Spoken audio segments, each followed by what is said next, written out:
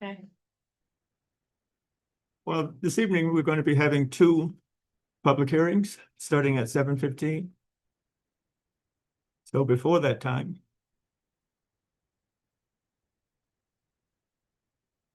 public comment, 3-minute rule.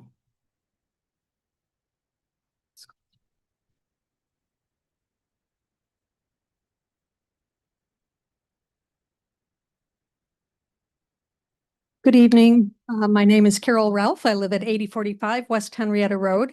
And I had a few comments about the proposed resolution from the Rush RPA. So I support that proposed resolution. The Rush RPA has made invaluable contributions to the town with their stewardship of the 100 Acres Nature Park. Rush RPA secures grants to improve the property and organizes countless volunteer events to ensure the success of those grants. But that's not all. There is ongoing community outreach to provide education to outdoor lovers of all ages. A quick Google search and you'll find references to the park on Kids Out and About, Beyond the Nest, the Old Growth Forest Network, Webster Viridarium, and onwaterapp.com, as well as eBird. Rush RPA events are posted by these other organizations who are interested in these events. Dozens of visitors have left Google reviews about the park. The educational and volunteer activities increase in popularity every year. It would be a shame if this resource was ever put in jeopardy, as it was when a previous board attempted to strip the park and recreation restriction from the deed. The Rush RPA argued against that change and convinced the previous town board to give them a chance to prove they could manage the park and benefit the town. They have exceeded all expectations. Please pass the resolution to extend the term of stewardship by 25 years and to add the conservation easement to protect the park. Thank you. Thank you.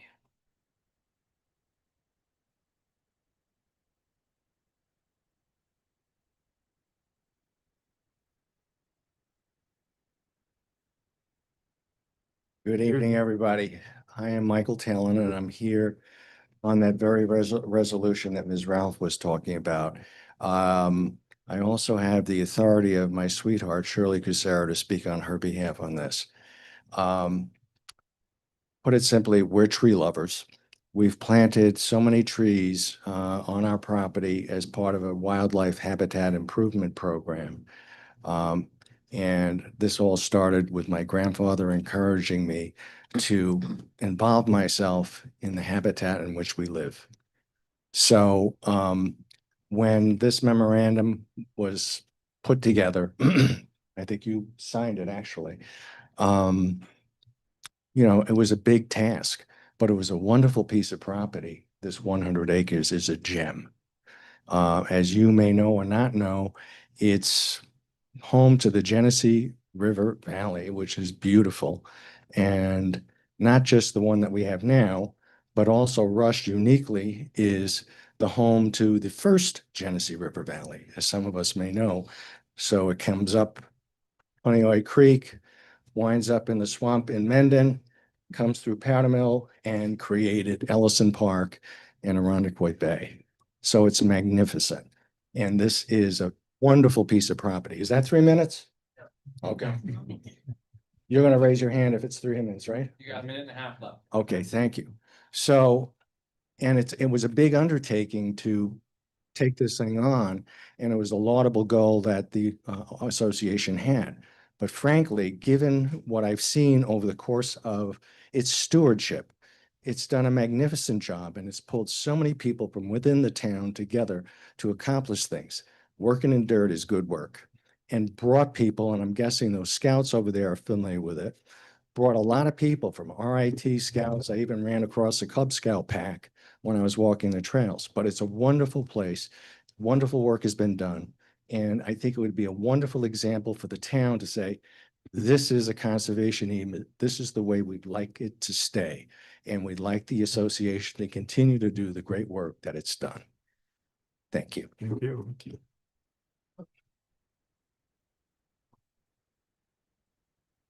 Janet Chase, 31 Bradford Road, formerly Fishel Road.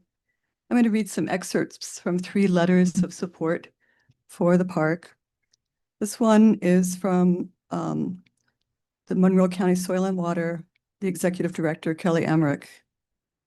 We've had extensive experience working with the Rush RPA through their partnership with our agency, the Monroe County Soil and Water Conservation District, in carrying out a U.S. Forest Service grant designed to restore public lands impacted by ash tree loss. Under that program, the Rush RPA committed to planting 480 native trees over 5 planting seasons.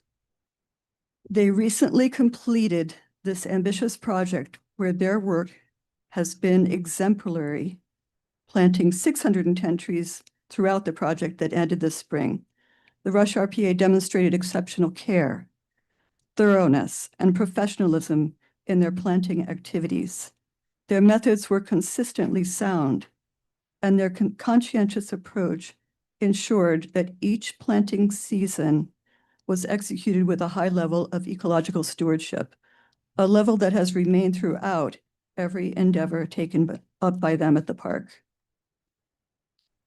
The second letter is from an engineer who worked extensively at Letchworth State Park, and she has been volunteering at the park. I'm writing to express my support for the Rush RPA's continued stewardship of the 100 Acres Nature Park. The proposed adoption of a new memorandum of understanding with an additional conservation easement will help to ensure the continued enhancement, preservation, and protection of the park for current and future Rush families. Rush RPA members saw the potential benefits this rare open space offered local families and have worked tirelessly since 2019 to increase its biodiversity while encouraging community involvement and access.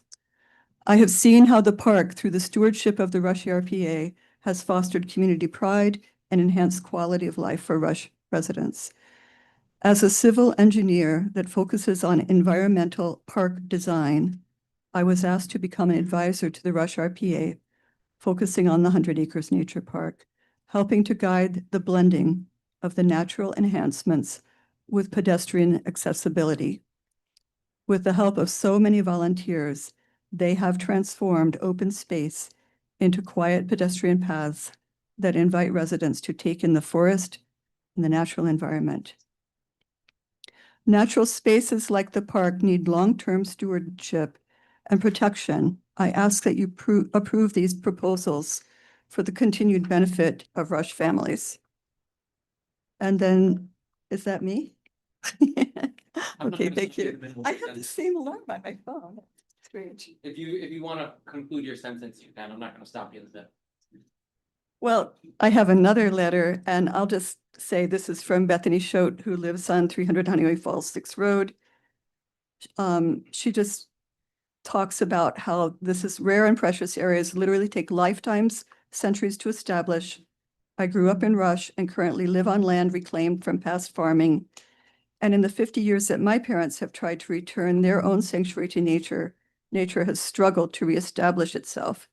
It is imperative that the town of Rush serves as an example of protecting our natural heritage for future generations.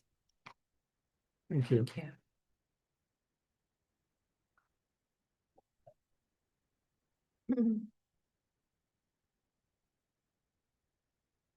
Catherine Hankins, 2353 Pinnacle Road. I certainly support everything that's been said, but I'd like to speak about the proposed MOU and proposed conservation easement. And in terms of money, the 2019 MOU was a first step, and it was viewed as an opportunity for the association to demonstrate and improve their capacity and capability, and to produce positive results for our community and region, and to take the burden off the taxpayer. Rush RPA has achieved outstanding results by all measures. Our nature park has become, in a few short years, one of the most valuable shared assets. It's where children come to learn to love the outdoors, where families gather, where birds, pollinators, and wildlife still have a home, and where the character of our town is reflected in open space rather than more hard pavement. Valuable assets require thoughtful stewardship and leadership. And our town is small, and our town finances continue to be stretched to meet the rising cost of small town government. And that is why I'm urging the municipality to update its memorandum of understanding with the Rush RPA and to be stewards of the park, that give them the support they need, and to amend the deed to include a conservation easement that permanently protects this land and trees that are being planted there. The MOU gives the town a reliable partner and relieves the taxpayer of the burden of managing and carrying the cost of the park while creating an amenity that measurably improves the quality of life for Rush residents, increases their property values, and makes our community more attractive. A conservation easement is the strongest tool we have to guarantee that this land remains a park forever. It fosters increased monetary contributions, legacy gifts, and grant awards. Many of them require 25 to 30 to 40 years of ownership in the sense that that grant will not be just completely wiped away. Impossible to encourage those opportunities without ensuring permanence of the park. The conservation easement ensures that long after all of us are gone, this land will still be open, green, and accessible. We often talk about leaving things better than we found them. This is one of the rare moments when we can actually do that in a concrete, lasting way. I urge the board to take this important first step tonight. It is a first step. It is authorizing. We Huh? are going into our public hearing time now. Oh, You'll I to have do just that. one sentence. Okay. Any wrinkles of the proposed documents can be ironed out by consulting with our state partners, other municipalities and organizations, and with our town attorney. Let us show future generations that we cared enough to protect something irreplaceable. This is just a beginning. It's a launching pad resolution, and it will set in motion something that we can all be proud of. Thank you.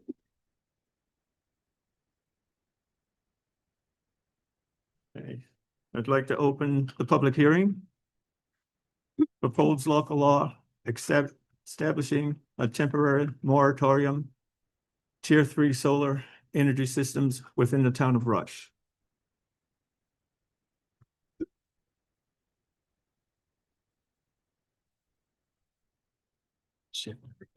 Yeah. Can you? Thank you. Can you read? So excuse me for a second, Janet. So the public hearing notice was republished in the Sentinel as required to be heard today, June 10th. Copies of the local law are and were on inspection at the town offices during normal business hours and posted on the town website. And at this hearing, anyone can be heard in favor or against the proposal. You've had the floor. Good evening. My name is Janet Glocker. I live on Rush Henrietta Town Line Road. I want to speak on behalf of the Solar Advisory Group and ask you to pass this moratorium. The local solar law that we worked on is dated from 2019. Much has happened since then. Surrounding towns have repeatedly updated their local solar law. We know that the state of New York is hard on for renewable energy projects.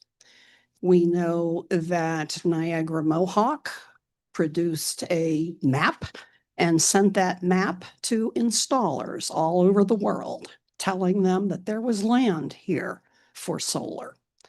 So it's time for us to take another look at our 2019 law.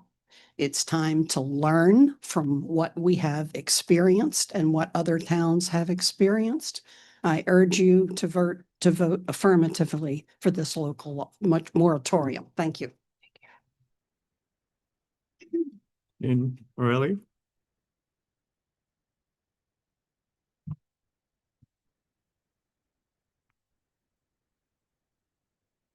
Good evening, Jean Morelli, 5 Points Road, Rush. I would also like to urge you strongly to pass the law to institute the moratorium on the development of more solar utilities in the town of Rush on our prime farmland. But I'm also going to take this opportunity to tell you, not only is that the right thing to do, but we can't even manage the properties that we had passed and put in. We have two solar facilities on, one on Route 15, one on number 6 road. And they're up and running. Presumably people are getting paid, making lots of money on these things, but they're not abiding by the law that we all worked on way back in 2019. They're not abiding by it still. And I'd like you to see these pictures. I was out and about on Sunday, like many people were. It was a beautiful day. So, as you can see, looking right on Route 15, right from my car, at the ESD Renewable Energy was formerly Forefront Solar on the Werner brand. Obviously, you, yes, and you. Thank you so much. You're very welcome. But you can see right from the road, everybody, look at those solar panels. You see that? It's an eyesore. It's an eyesore, and it's against our town law that we passed. So I hope you really strengthen this next one and protect the people of the town of Rush who voted that in and allowed these industrial facilities to be placed on prime farmland in the town of Rush with the provision that they screen it. You could see that's clearly not screened. Now, six years ago, approvals were given. Their developer came with a plan to meet our solar law. Their professionals came up with a screening plan. You could see it's right attached there. It's right there. And it was a unique property. It is a unique property in that it is naturally screened on 3 sides. But the 4th side that everybody is seeing is completely barren. It's inexcusable. I'm asking you to please, please, please make someone accountable in this town. I would hope it would be the code enforcement officer, building inspector. This was approved as a condition by the planning board at the time.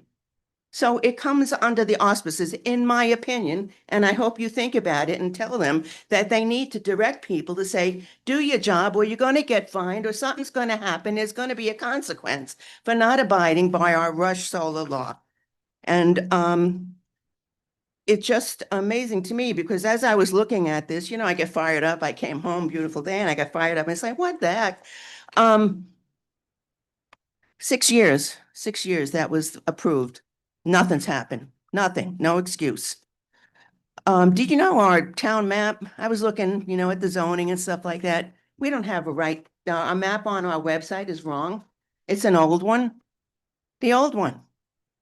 It's been years. We've changed the zoning in this town. We have a mixed-use hamlet. Anybody coming to look to develop in this town is going to see wrong information. It's just like, I don't get it. Anyway, you go there right on the Rush homepage, how do I town map? It's wrong. But yet if you go somewhere else on the town, go into documents, go look at the zoning map, well, that gets you to nothing. And then, or you go to the main page, all the way down to the bottom of the page, and there's a little thing, it says town map. Okay, I click on there. All right, there it is. There it is. But you know what? It's still not updated. Again, and this is all related to our solar law, because we, as part of these 2 utilities, approved zoning overlays for those. And that zoning overlay for the one on number 6 road was passed by the town in a resolution. This was passed on May 22nd, 2022, resolution 149-2022, 4 years ago, establishing the solar overlay. But yet it's not showing up on our map. We got the one on the Werner farm that shows there, so people can see that. Anybody coming to now can see that. This is not on there. This has come up twice. I was formerly sitting here on this board, came up twice. We tried to tell people, yeah, we passed that. Why isn't it showing up on our map? I don't know why. I don't know why, because the county, Monroe County Planning, will do it for free. They do it as an accommodation for the town of Rush. It costs us nothing. We passed the resolution. This came up again, and when I was sitting at your table, and we told the previous building inspector, oh, yes, we did. We passed a resolution. It's there. It's done. Why isn't it changed? We're supposed to have been changed. It's not. And if it has been, why isn't the new map posted? Again, one thing led to another as I was doing all things solar on a beautiful Sunday afternoon. Thank you. Thank you. Eugene. It's passion. Thank you, Jean. I will be calling on you for your support to help me get this right. Yes. Thank you. Okay, we have no one else.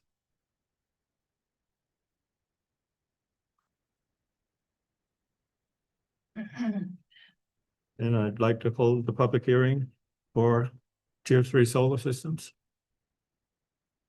All in favor? Yes. I. Aye.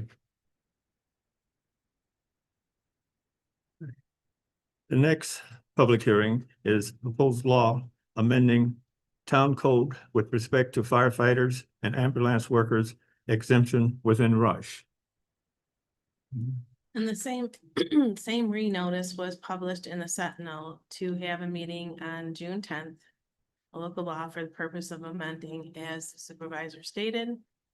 Copies are also available for inspection in the town hall and available online. Anyone that is in support or opposed may present their case to the town board. No one's on. Anyone want to speak on it? And nobody signed up on the list to, as a resident has told me. Go see the house.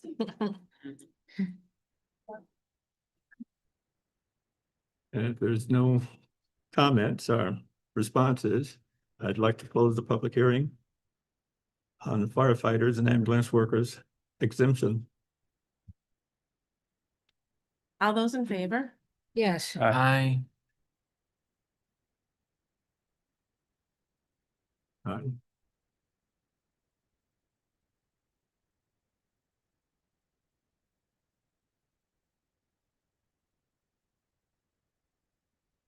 Okay. We didn't finish.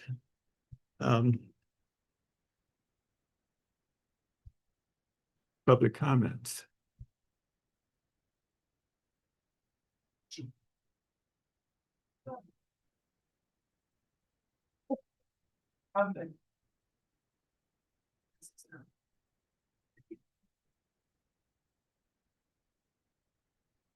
Hi, my name is Thomas Lesniak. I live at 107 South End Square in West Henrietta.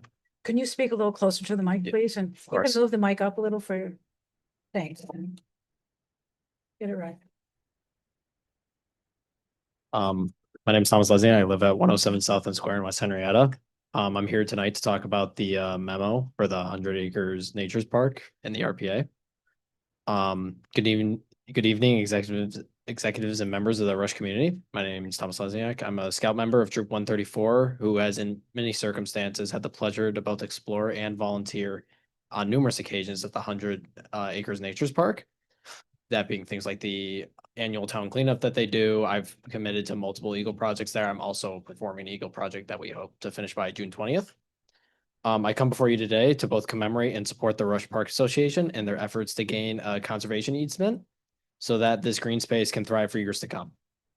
In the time I've spent working with and enjoying the park, I've seen what was once an empty patch of farmland be transformed into a walkable and appealing reserve. Both the community and members of the RPA have poured so much into this area and biosphere that I would even go as far to say as it's become a second home to some of them.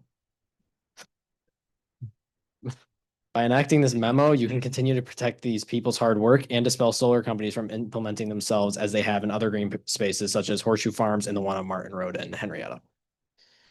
They've not only fought to gain funding for this oh so incredible place, but they continue to protect and maintain it, warding off foreign species and litter. Just this last March, the Rush Park Association was awarded $31,000 in an invasive species grant contingent on them planting numerous shrubs and flowering perennials in the park. In every sense of the word, natural is what this area strives to be. It is with this in mind that I hope the board can be persuaded into passing this memo, which would ensure the safety and protection of the ecosystem held so deeply to the people of Rush. Thank you for your time. Thank you.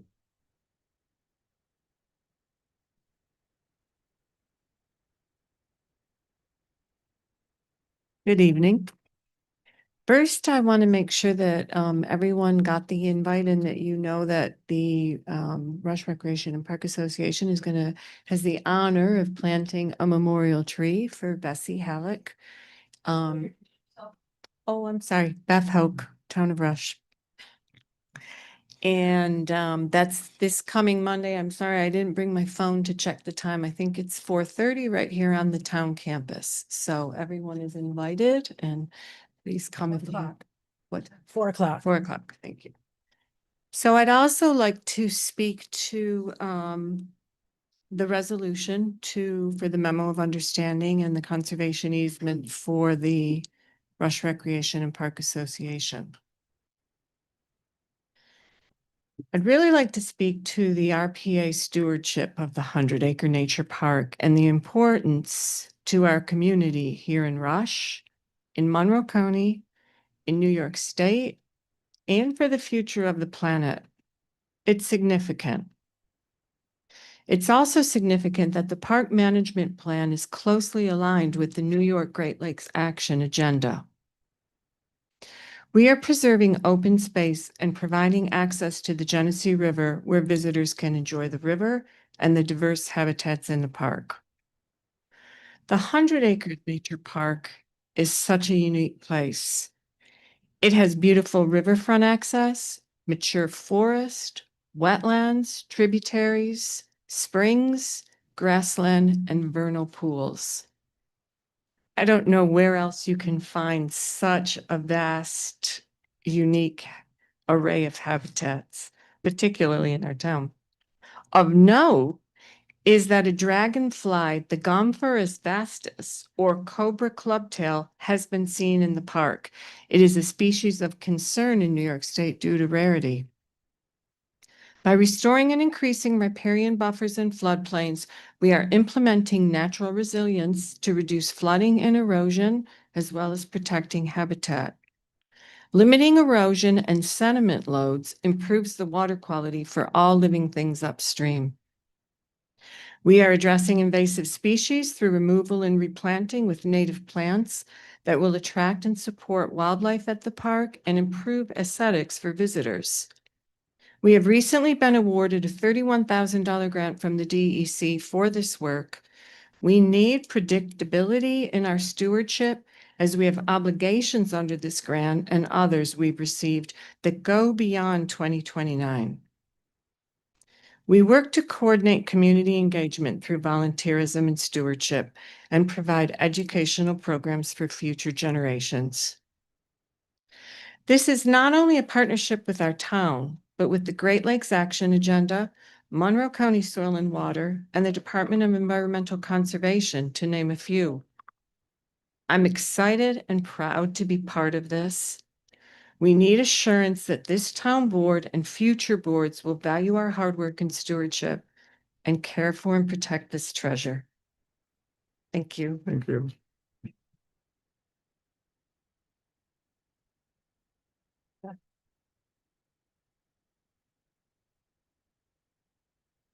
Good evening, everybody. My name is Kelsey. I'm a resident on Middle Road. Speaking of erosion control and sedimentation, the municipal stormwater drainage inadequacies on Middle Road remain unresolved. Last meeting, I spoke on the denial of a Freedom of Information request to review the scope of work in the quote of the drainage study that came from the town engineer on Middle Road. I did receive information on how to appeal that denial, and the appeal is now with the town board for your review. I look forward to receiving written correspondence on your decision as a collective town board regarding that appeal. Speaking on other agenda items tonight, I do find it a bit concerning that we were previously told that the town could not apply for stormwater grants this year. But per the agenda, it looks like suddenly the town qualifies to apply for at least town hall campus improvements. Generally speaking, I'm glad to see the grant applications being discussed.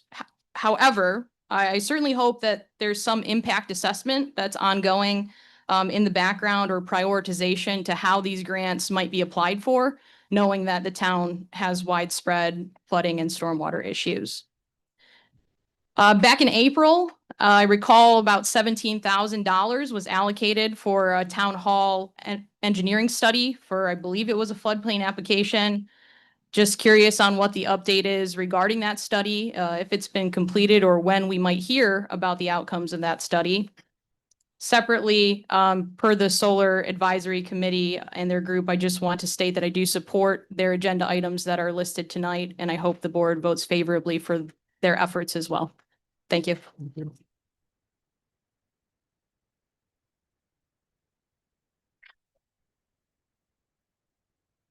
Mary Ellen Heyman, Middle Road. I want to talk to you about poetry. A little bit of poetry. Because tonight, as everybody has come up and spoken about the 100-acre woods, it has been poetry. To hear people so passionately talk about how beautiful it is and all the hard work that has gone into it. I had the opportunity of going myself recently to walk through the 100-acre wood for a tour, and just the opportunity to be peaceful in a place of a sacred place. So I want to strongly suggest and ask that you support the MOU and the people that are doing the work. This is just absolutely amazing. It's an amazing place, and it is going to certainly be to the betterment of the entire town. And as someone said, the whole world, because these types of things, I think, are getting missed along the way. And when we worry about everything else, we miss how just impactful and important it is to have quiet space, beautiful space that is life affirming. And kudos and thank you to everybody who has worked so hard on this project. Thank you.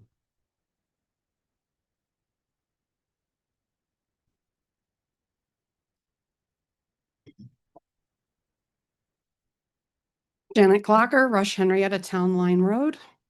I want to address agenda item number 3 under new business, which is a discussion and proposed resolution requested by the Solar Advisory Group to be a signatory to the Article 78 challenge to the RAPID Act. We can become a signatory at no cost to the town. Attorney Wisniewski has said that it does not threaten the host community agreement. And should anything arise later, there is a cure so that we could back out. I hope that when the discussion gets to that point, you will agree to be a signatory. I am happy to write the letter to the attorney who is working on this challenge and supply that to the town. Again, I'm doing everything I can to reduce any costs associated with this. Thank you.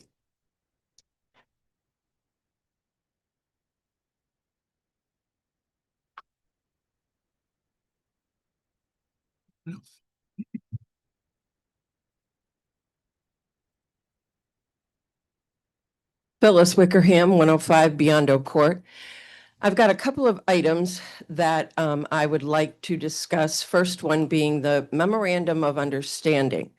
The original Memorandum of Understanding dated October 23rd, 2019 states that we still have 3 years left on this.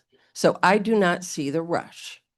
I understand that conservancy is important. However, we, as the community who owns that property, should be able to look at this new Memorandum of Understanding to get an idea of exactly what the Rush RPA is asking of us. The other thing, when I go through my copy of the original one, there was never an Exhibit A attached.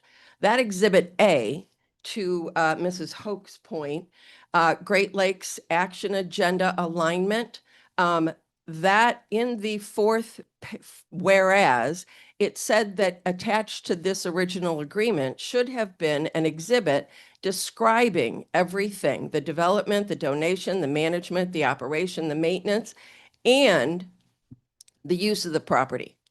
So how do we know if we don't have that exhibit, if we are going to be aligning with what Mrs. Hoke is asking us to align with?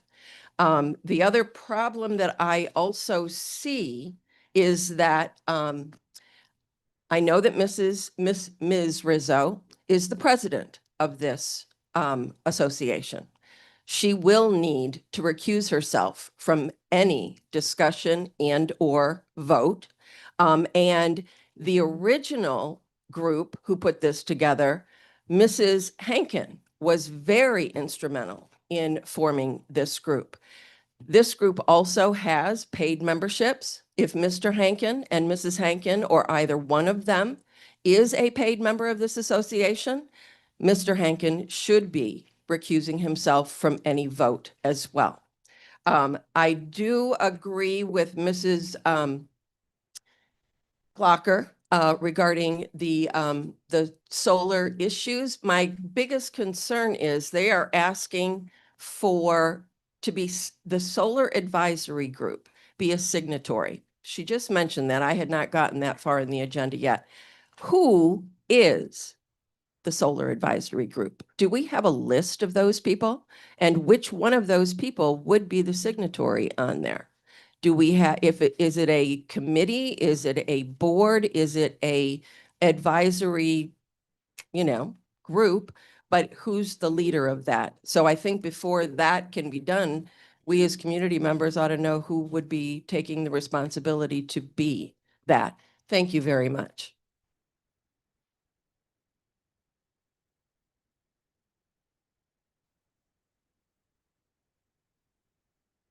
Janet Clocker, Rush Henrietta Town Line Road. If I misspoke, I'm sorry. I'm speaking on behalf of the Solar Advisory Group, which assists Councilman Kais with solar issues.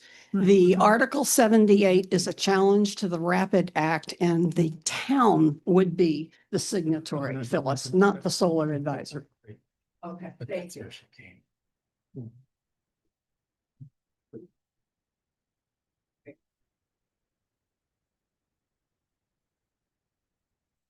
I'm Michael Ganley. I live in Honey Falls on Cheese Factory Road. Have an engineering background, 30 years or so. Just like, Can you just speak a little bit closer? 'Cause Oh, I don't sure. think anyone Yep. can hear you. Thank you. like to say a few words in favor of the RPA resolution. I first heard about the activity that started up RPA maybe in 2017, I believe. I heard there was a small group of citizens that were making a proposal to had a plan for using that, that stretch of land. I think a year later, they walked through the, from one end to the south end of the park to the northern part that in Henrietta. And so I happened to be there to walk back and forth, and point being, I've had a fairly long association with the RPA group.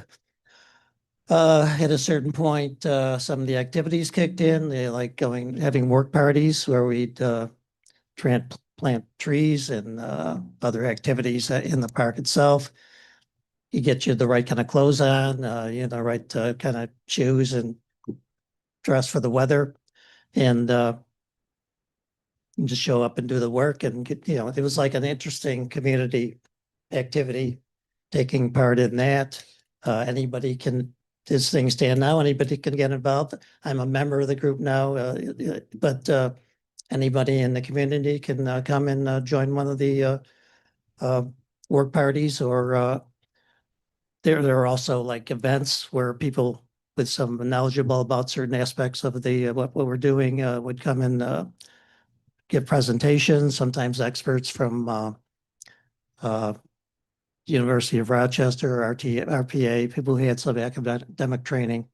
So in short, it's been a good experience. It's been a learning experience. I was talking to someone the other day and I said, I'm seeing things in the news about saying the weather's getting better, people should get out and just get away from their screens and do something. And this person said, yeah, I said, so go to the 100 Acres Park and spend some time there rather than sitting in the house. This person said, well, there's also things to learn, and you can do that anywhere in your own yard or in any park. So the RPA is kind of a learning experience. I've learned a lot about some things I didn't know anything about. Native plants and all kinds of things, identifying plants and identifying birds and insects even. So I think it's a very valuable piece of the community. And I think what's being done is worth keeping it going. And again, I knew virtually nothing about, I plant some tomatoes in my backyard and so on, but I didn't know anything about the details of plants and the different kinds of plants and the, native plants. You can ramp up. 15 seconds or so. to My wrap time this is up. up. Thank you. So am I done or I've got a few seconds? 15 seconds or so. Go ahead. So if there's a work party to be done, I'll say to my wife, well, I'm going up over to RPA and do this work. And she's fine with it, but she'll say something like, well, what about the work I asked you to do in the yard a couple of days ago? What about that? Okay, can we stop now? Yeah. Well, we will have opportunity to speak at the end of the meeting. Okay, fine. Thank you. Thank you. You want to? Hi, my name's Mark Lesniak, 107 South End Square, West Henrietta. Here in support of the 100 Acre RPA Association for their hopefully granted status for the future. Son and I and our troop take a lot of time to support the area. Our troop goes out there every year for Earth Day, usually around end of April. We start there, work our way back in town, cleaning roadside. We've come across many different items, from car axles to things that are really kind of inappropriate for the kids, amongst other things. But we start there and we spend most of our time in that section, both sides of the road, picking every little thing up that they can find. So we definitely put our hours into it. My own son is putting in his Eagle project for his Eagle Scout. We're expecting over 200 volunteer hours just on his project to get that done. So everybody, when it's done, come out and see it. He's making a nursery. I don't know if he mentioned that when he was up here for a little seedlings, benches, ways just to enjoy the park more that you can. So definitely the troop supports it. The kids support it. I support it for the park association to hopefully get granted status. And I would also like to thank everyone from the troop itself, from 134 and Rush. We're approaching 90 years in a couple years as being a troop in the area. We constantly have kids coming out. We're about 25 kids strong right now. They show up all the time. If you have any kids, I'm going to recruit, always recruiting for new kids that want to join Scouts at that point. We definitely support, we love all the support from the town of Rush. We're here every Fireman's Carnival, the chicken barbecue. Enjoy the chicken. We love your support and thank you very much for your time.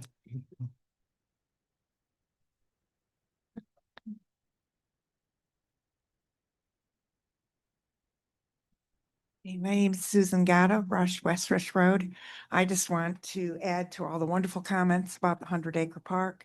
I myself have gotten to go out there, got a personal tour of the park, was offered by two of the volunteers to get this tour of the park.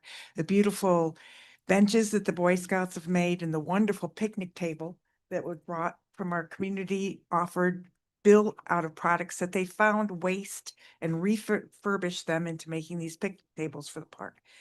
The Genesee River runs through it. It's absolutely soothing, relaxing, just a peaceful place to be. And I hope you continue to support it and do whatever we can to save it for this community. Thank you very much. Thank you.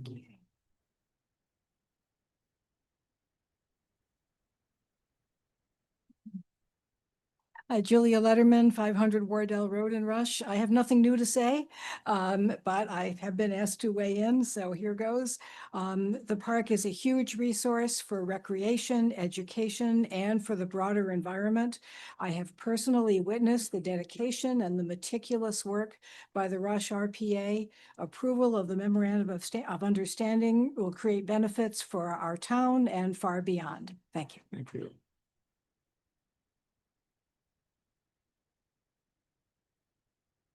Okay, any more comments? So being no other comments, we will move ahead. Approval of the minutes, regular meeting, May 27th, 2026. I move to approve meeting minutes of Wednesday, May 27th, 2026, as submitted by Town Clerk Hargrave. Do I have a second? I'll second. I just have a couple of just corrections. On page 2, under Carol Barnett's comments, I already talked to Pam about this. It should be changed, this word Stewart should be changed to Steward with a D. And then there's just one spelling change, and I've already showed that to Pam, and the word Rayhome. And she's got the correction under the end of the minutes where Amber Corbin speaks in the public comment. So. And then I'll approve with the amendment. Councilwoman Rizzo, Yes. Councilman Kais, Yes. Councilman McGlashan, As amended, aye. Councilman Brown, Yes. Supervisor Hankins. Yes.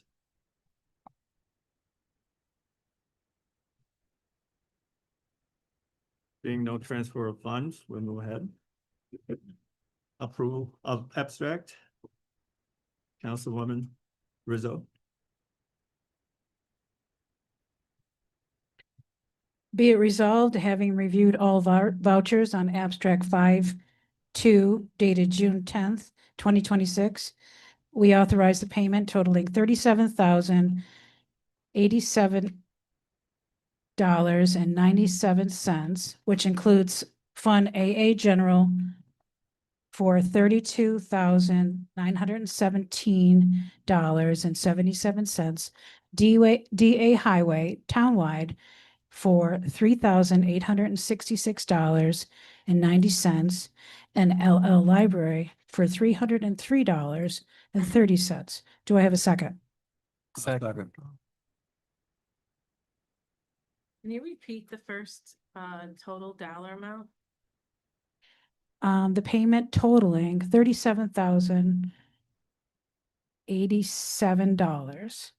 $37,087.97.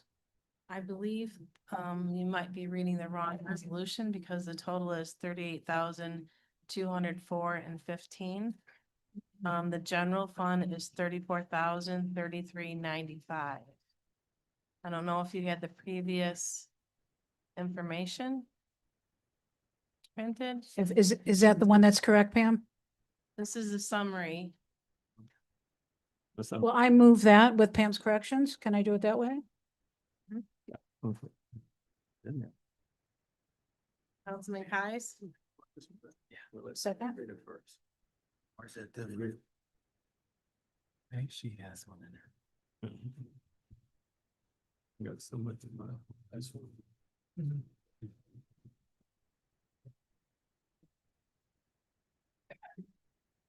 Well, I think Pam knows the right way. If we can get a second. I'm still messing. Here it is back. well, you have a second. I'm asking Councilman Kais, Yes. Councilwoman Rizzo. Yes. Councilman McGlashan, Aye. Councilman Brown, Yes. Supervisor Hankins. Yes.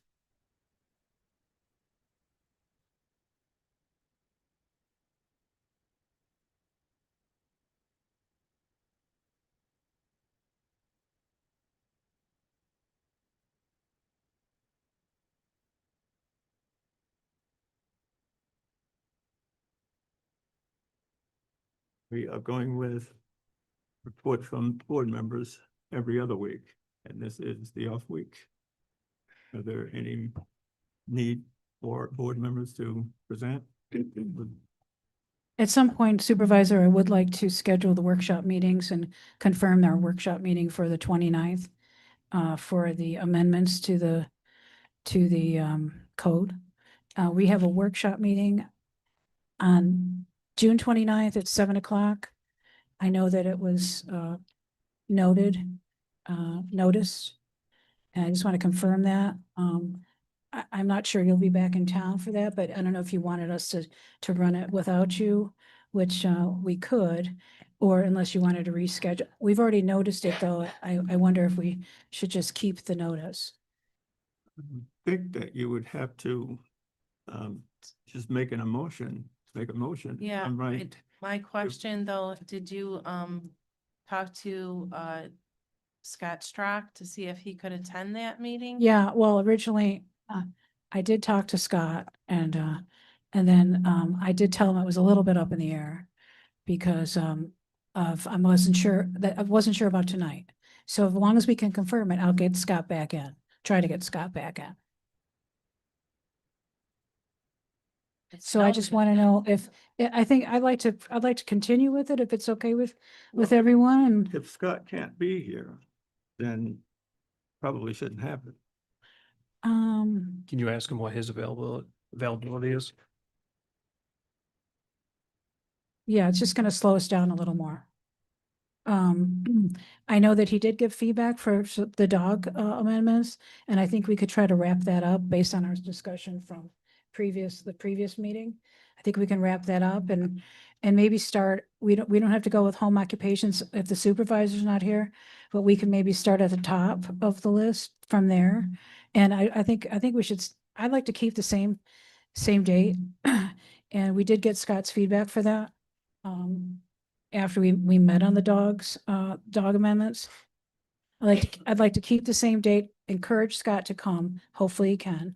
But if he can't, I think we can conclude a lot of that and wrap that up. Start the next section at the top. And then I would like to schedule another meeting as well. Because if we I don't, think we have time to schedule more meetings tonight because we got a lot on the agenda and we've already gone over a long time before we even got into the meeting itself. So if we can just figure out the first one, the 29th. So from my understanding, you're still gonna continue to do the 29th, and do not know if Scott could attend or not. we're not sure, but we think that we did get his feedback and we're gonna definitely try to include him on all the other ones. And he may be able to come. Scott, if you're listening, you can send Pam an email or something. That's a long shot there. But I would like to schedule another meeting, at least in July, if we could, maybe a July, now that you have you have made better sense of, Derek, we were gonna wait for you to, because if we don't schedule him, this is a lot to accomplish. I'd like to get his schedule. How long does it take to schedule a meeting and put the information out?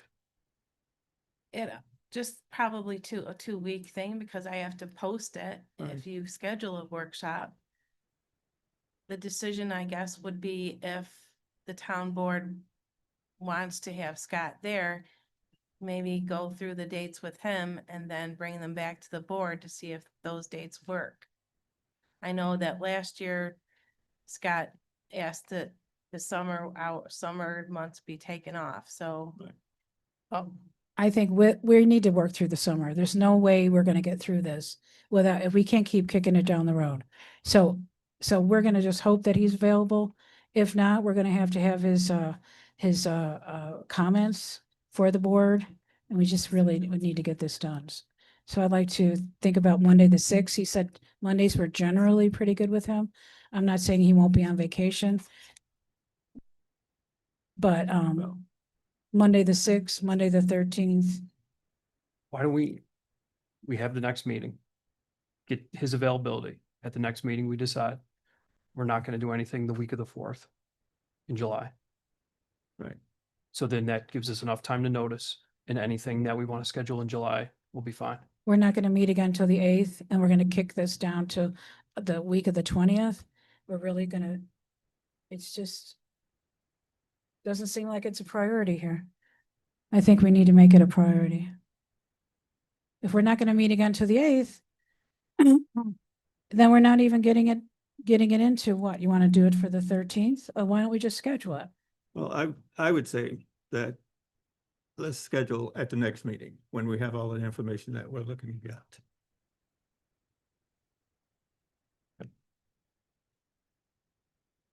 Okay. So we'll see everybody here then, on the 29th at 7:00 on a Monday. Try to get done what we can. Try to get Scott here.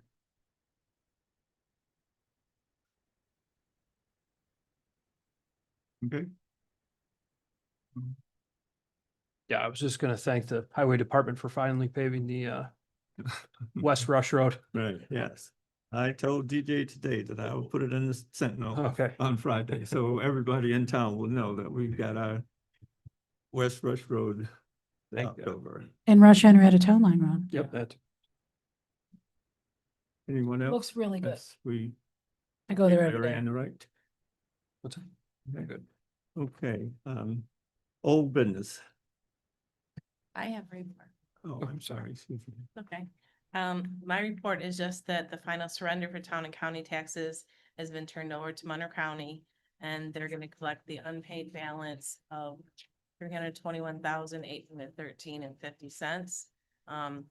Previously, I stated that our, Rush, recreation supervisor was going to retire, and now she has thankfully decided to stay with us. So, we accepted her redaction of leaving. The May revenue town clerk report was submitted to the supervisor with a check for $13,015.54. And state revenue check was submitted for $137.20. The supervisor's monthly April financial reports from local government support services, which is what we refer to as LGSS, were distributed to the town board. And Monroe County notified us that our sales tax contribution for the first quarter of 2026 is $9,742.89 more than it was the first quarter last year. That's it. Is that just the town of Rush That's that just- has that increase? Because talking with a lot of the other towns supervisors. Yeah, Yes, 9,000 increase, so it was like 153,000 and now it's more than that. yeah, right. That's the difference. So obviously it was the last one that we received that was less than the year before, or the month. The first quarter from Monroe County Yeah. was, the first quarter report was $9,742.89 more than last year, 2025 first quarter. Right, thank you. Old business. If I'm right here, resolution to authorize letter of support to Genesee Valley Conservancy for purchase two parcels, 4.69 acres to protect, enhance openings. I'll read it. Okay. I so moved to authorize supervisor to sign letter of support to Genesee Valley Conservancy for purchase of two parcels of land. 226.02-1-1.218770 West Henrietta Road, 2.54 acres, and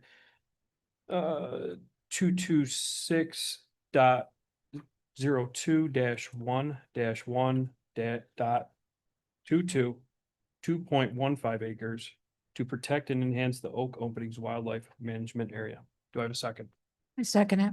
And I'll explain too that the agenda says 2.6 and not 2.26, so that was just a little typo. And also thank you to the resident that emailed and brought it to the attention. Oh, thank you. Councilman Kais, Yep. Councilwoman Rizzo, Yes. Councilman Ms. Goshen, Aye. I'm sorry, sometimes my face doesn't work It's like- with. I got a um, hard name. That's I'm sorry. Councilman Brown, Aye. Supervisor Hankins, Aye.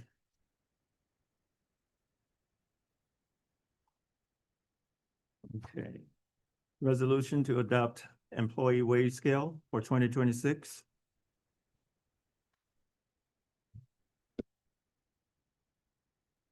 I'll do it. Oh, go. I move to adopt the below general fund 2026 hourly and salary position rate scale chart established and based on the time logs and hours provided for in department budgets as it states on this document.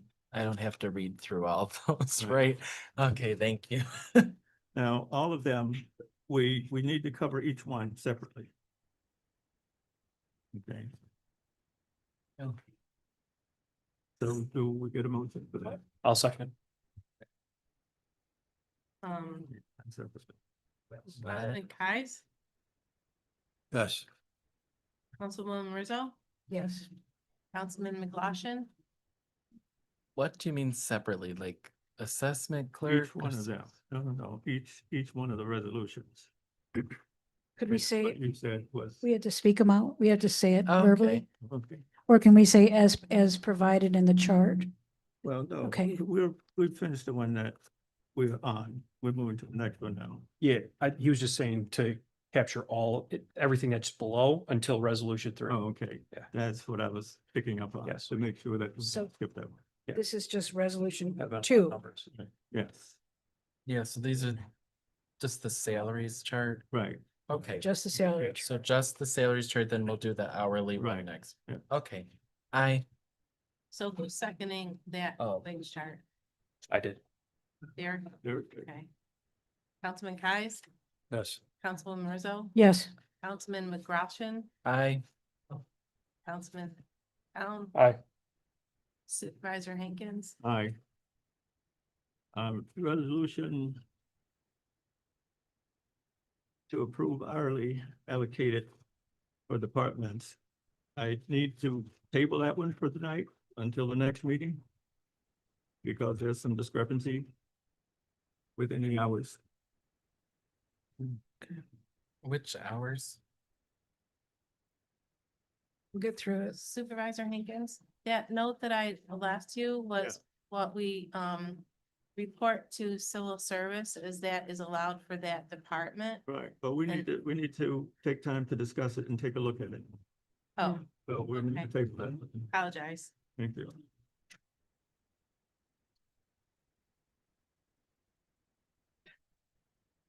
Resolution 4. Resolution to approve to adopt appointed subboard officials and board salaries. I so move to approve and to adopt appointed subboard officials and board salaries as in the chart below. Second? I'll second. We've got 2 seconds. Do you want to do the second for David this was- one? You did, I don't think you heard. Councilman Kais, Yes. Councilwoman Rizzo, I'm prepared to say yes, but before I do, I just wondered if you noticed that the subboards, they have all slightly different, if you're in the conservation board or in the planning board or in the zoning board, there's slightly different, wages. And I would want to give them all the same wage because I know they all do very important work. And if you look at how much they make per year, it's practically nothing, which is what we can afford. But I think they should all be equal. And I'm okay to stick with the status quo tonight, and maybe we can revisit this in the next year's budget. And then, so the average would be 709 for all the subboard members, and the average would be 920 for the subboard chairs. That would feel better to me, but I'm okay to, if you want to just keep the status quo, and then we can revisit this. We're halfway through the year at this point, so I think revisit it when it comes to budget talk. Okay. So I'll say yes. You're saying just to make it more equitable. Yes. Okay. So I'll say yes then. Councilman Kais, Yes. Councilwoman Rizzo, Yes. Councilman McGlashan, Aye. Councilman Brown. Aye. Supervisor Hankins.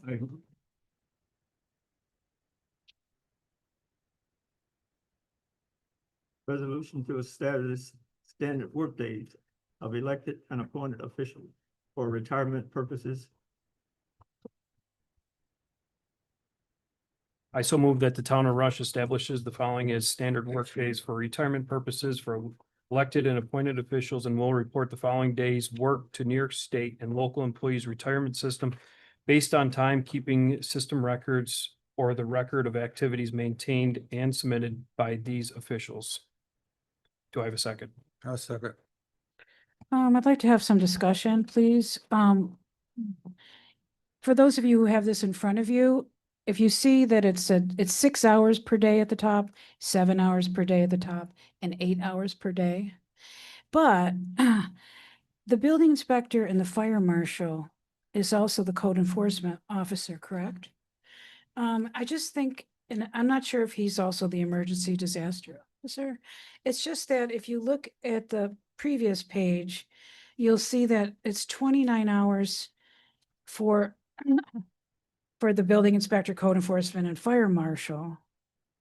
And it's 3 hours for the, I just not sure the way it's stated here, 6 days, a 6-hour day. I think we need to present those jobs right next to each other, and whether or not the emergency disaster officer, and he's not even, because 6-hour days at 5 days a week would be 30 hours. Maybe the town board should look at Nislers and review that, because I'm going to ask next month for everyone that has to report for the Nisler stuff to give me their 3-month record of activities. And this is what this is based on. So if you review the New York State retirement system, it will give you a guide on why these are the way they are. Thank you. I just don't want to imply that the building inspector has six hours a day and the fire marshal has 6 hours a day, and they're the same person. They're not working 12 hours a day.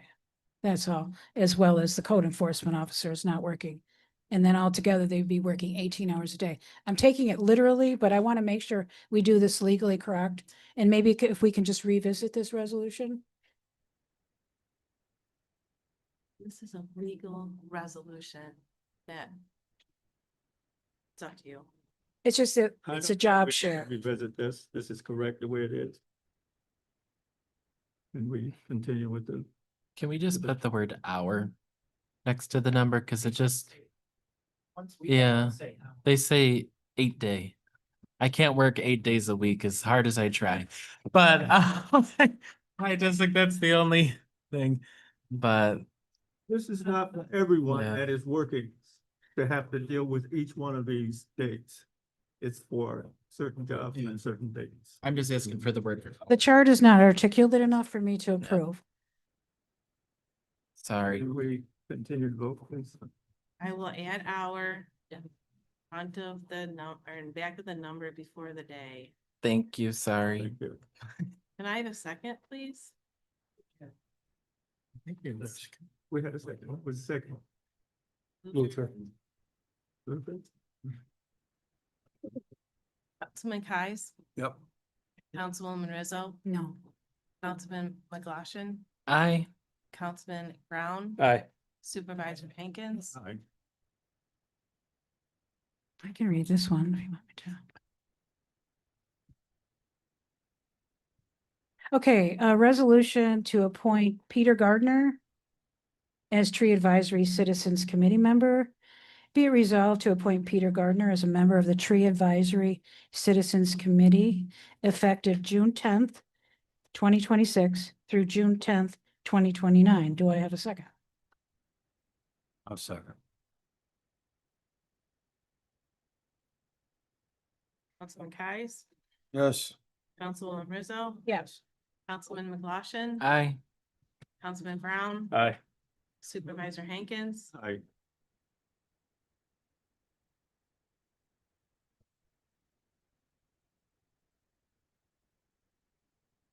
Resolution 7. I I so move to adopt the following fee schedule for 2026. Do I have a second? Second. Councilman Kais, Aye. Councilwoman Rizzo, I'm gonna say yes, but before I do, I just wanted to mention that this is the status quo fee schedule. And I think that before we do next year's budget, I would like the community to weigh in if you feel it's the right way to go with all of these permit fees. And it may be the way to go, but it is the status quo, and I will vote yes for now. And it might be just all right. I don't know that. I just want to hear from the community. Yes. Councilman McGlashan, Aye. Councilman Brown, Aye. Supervisor Hankins, Aye.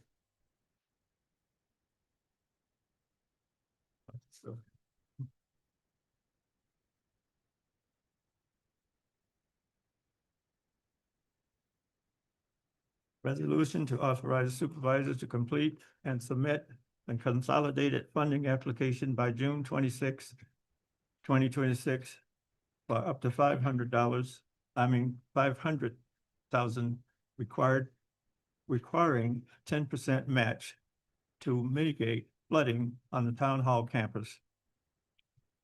Part due to Resilient New York Resident Watershed Grant. Authorize approval of the town of Rush to move forward. I think this is a wonderful opportunity. I second that. This is the DEC one? Well, that is, we're looking to see if that will help to pay for the work that we're gonna have to do on the town hall. Because the engineer is doing the research now so that we can get the flood insurance. But the work that we're gonna have to do in order to get the flood insurance.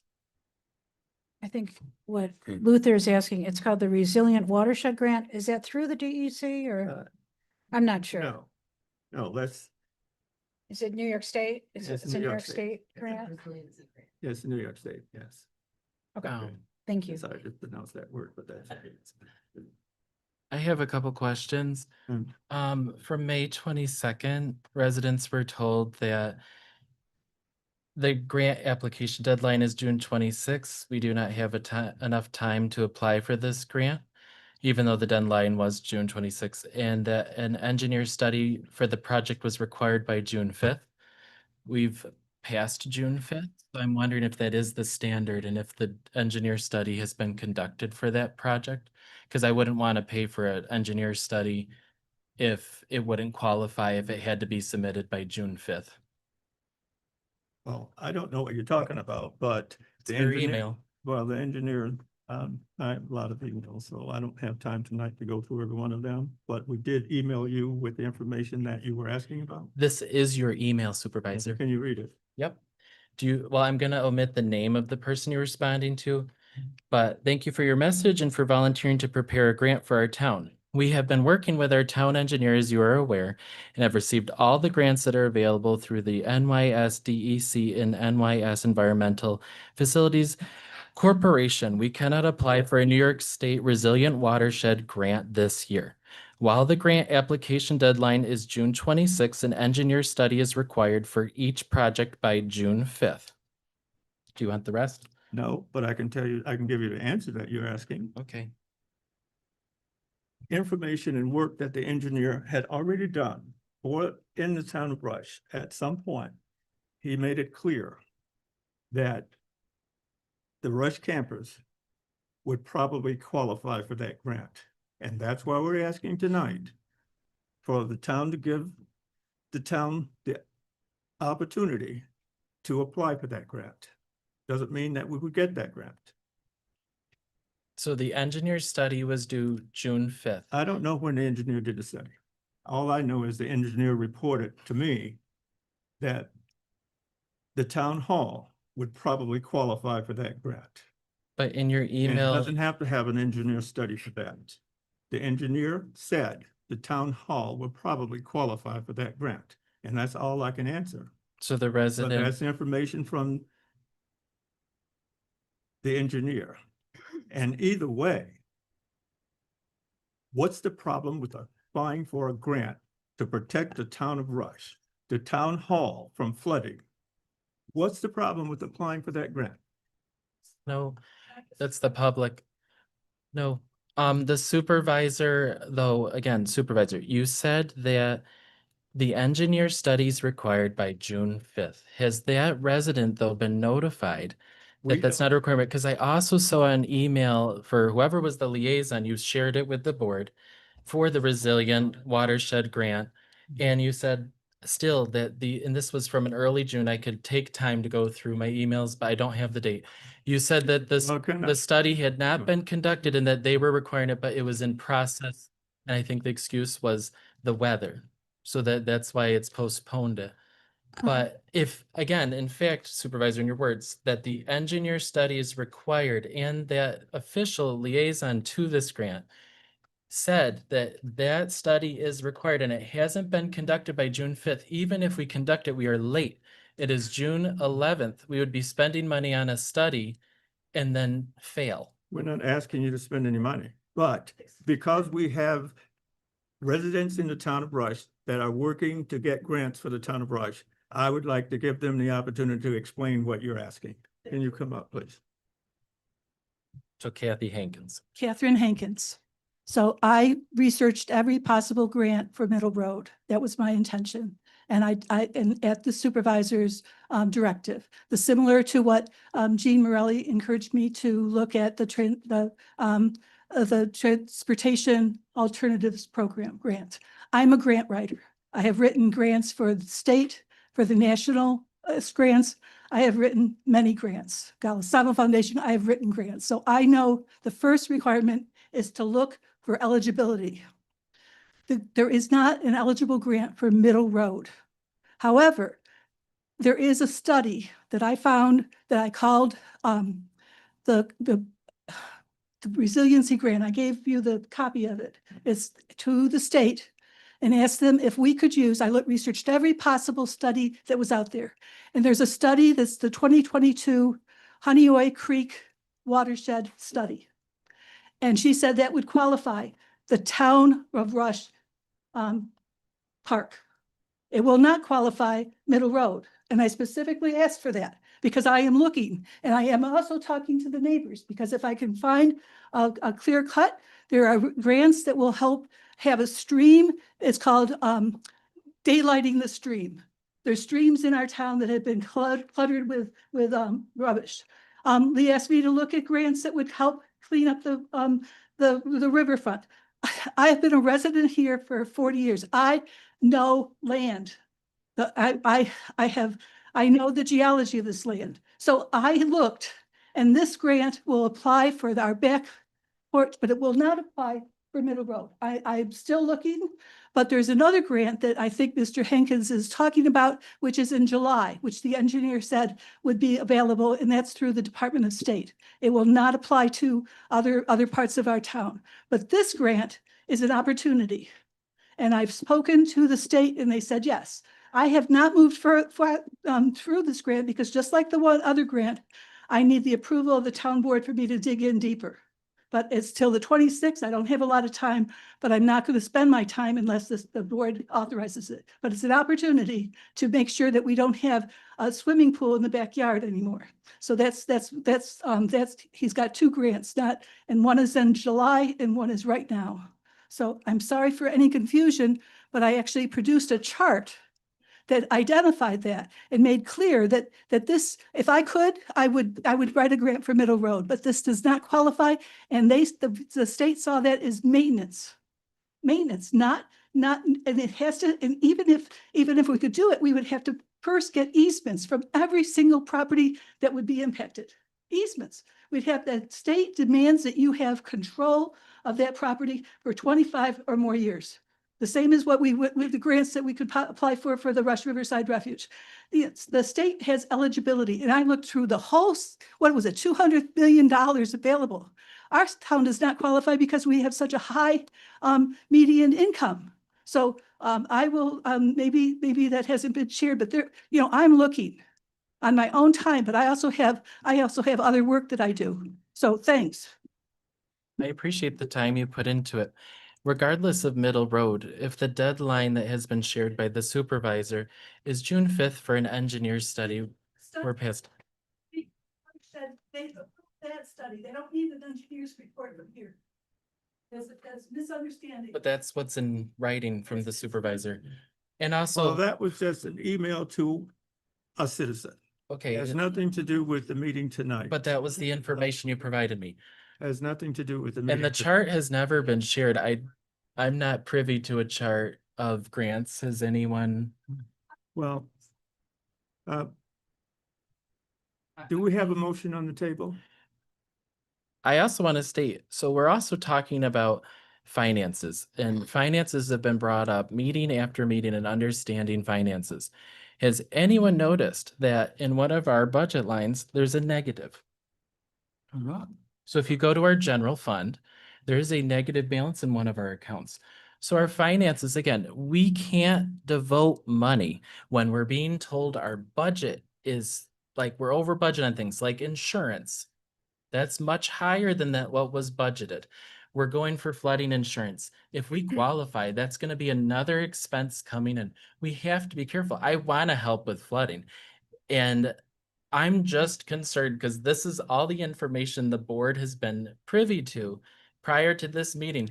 So we're going in thinking this year we're not applying to a resilient watershed. And then Friday, there's an application to the Resilient Watershed Grant. So why have we not been included in to all these residents that we don't know about working on this grant? Councilperson McGlashan, it's my understanding that we have 1.75 million in our capital reserve fund. And I think it's, and maybe I can be corrected on that, but that's about how much I think we have. And I think it's our diligence to do whatever we can. We do have a problem in the town hall. I think you've, in the town hall, but also in the grounds of the town hall. I think you've seen it flooded, and there's a lot of engineering that needs to take place, a lot of remediation in the town hall campus. So I think if we could get this grant, it would be a good opportunity for us, as well as, we really have to think about the mechanics of our town hall and our town hall campus and of the whole town also. But I hope that we also, when we start talking about windows and energy efficiency, so I just think this would be a priority to use some of the capital reserve funds. I know that you have some thoughts about process. But I think that if we can apply for this grant, just permission to apply for this grant, I think it'd be a good thing. But Councilmember Rizzo, you were also concerned using the unexpended balance in last year's budget that was over 900,000. And if we're at 1.7 and you're going to use another 900 if we're on track for that, I think we have to have an understanding of that as well, because that's not going to forever work. True. And we are accountable to the taxpayers on money. And if we have already one thing that's slipping, it's not a huge negative. It just needs to be tweaked. But we have to keep our eyes on the finances. And I'm really glad that the clerk shared that. And I know we were supposed to be getting that and she didn't know. But we have to be accountable to our residents paying taxes as well, understanding where we're at, where we're spending. The messaging on the past 2 months has been spending, spending, spending. There was even a concern on spending for attorney fees. And if we can't afford an attorney, how can we afford all these other things that are in the agenda? I just want to say that I want to tell the community that I think Councilperson McGlashan is speaking about $900,000 that we needed to use to make our bills last year, that we had to take out of the capital reserve fund, and that he may be anticipating another $900,000. Well, we don't know, but when we're going to start the budget process very soon. So when I say $1.75 million, it may not be that much, depending on, and we don't want to raise taxes. So there is a big picture here. So I'd like to just acknowledge that I understand that. Well, also, applying for grants doesn't mean that even if you get them, that you have to take them. But we want to be prepared. We know that we're going to have to fix the town hall and the town's property in order to get flood insurance. And this will at least give us the opportunity to get $500,000 if we can, to go to pay for that. And as I said, even if we don't use it, we have the right to apply and try to get it. So the study by the engineer has been done already. Not, well, the engineer, when he heard about all of the grants, he said that he thinks that this particular grant would be accepted. And that's for the town campus. Now, he did not go out and do a study for that, no. Or he didn't say that he did a study for that. But I do know that they are working on the town campus now. So apply for this grant. For all intents and purposes, it's not gonna cost the town a dime. Not applying for this grant, no. If we get it, If we get it'll it, cost us 5,000 max. I think 50,000 maybe? it would cost 10%, yeah, of the 50. $500,000. Is that's If you 50,000? get Yeah. the 500,000 for 5,000 and it doesn't cost us a dime to apply. To apply. It would be 50,000. But when you think about, let's slow down and think, okay? When you think about what it's gonna cost the town to get flood insurance and what we're gonna have to do to get approved for flood insurance, it's gonna be a heck of a lot more than $5,000. I'm not Okay. arguing the fact that we So get look at- 500,000, look at the 5,000 is not a bad deal. I'm sorry, it's Right. 50,000. Okay. 50,000. 50? But I do think that it's not just the flood insurance, but we might end up having to get another furnace. We might have to do more remediation in the basement. And, you know, so I just think that we need to be, this is our diligence, is trying to get this grant. What would the grant cover if we are awarded it? Whatever monies we're going to have to pay to do 10%. the mediation in order to get FEMA to give the town flood insurance. That's what the grant we're hoping that we can get. So it'd cover site work. That's for the report that's going to be coming from the engineer. They are doing the work on the grounds now. But either way, we can pay whatever it's going to cost us to get flood insurance. Or we can leave the building to flood again, and it's going to cost probably everything we have in the bank to fix it. I mean, we've already So- spent the money for the engineer on that. That's already gone. So the apply is nothing. We can take it or not take it. Right. At that point in time, I think. When will we find out if we're awarded the grant? Don't know, we haven't applied for it yet. What,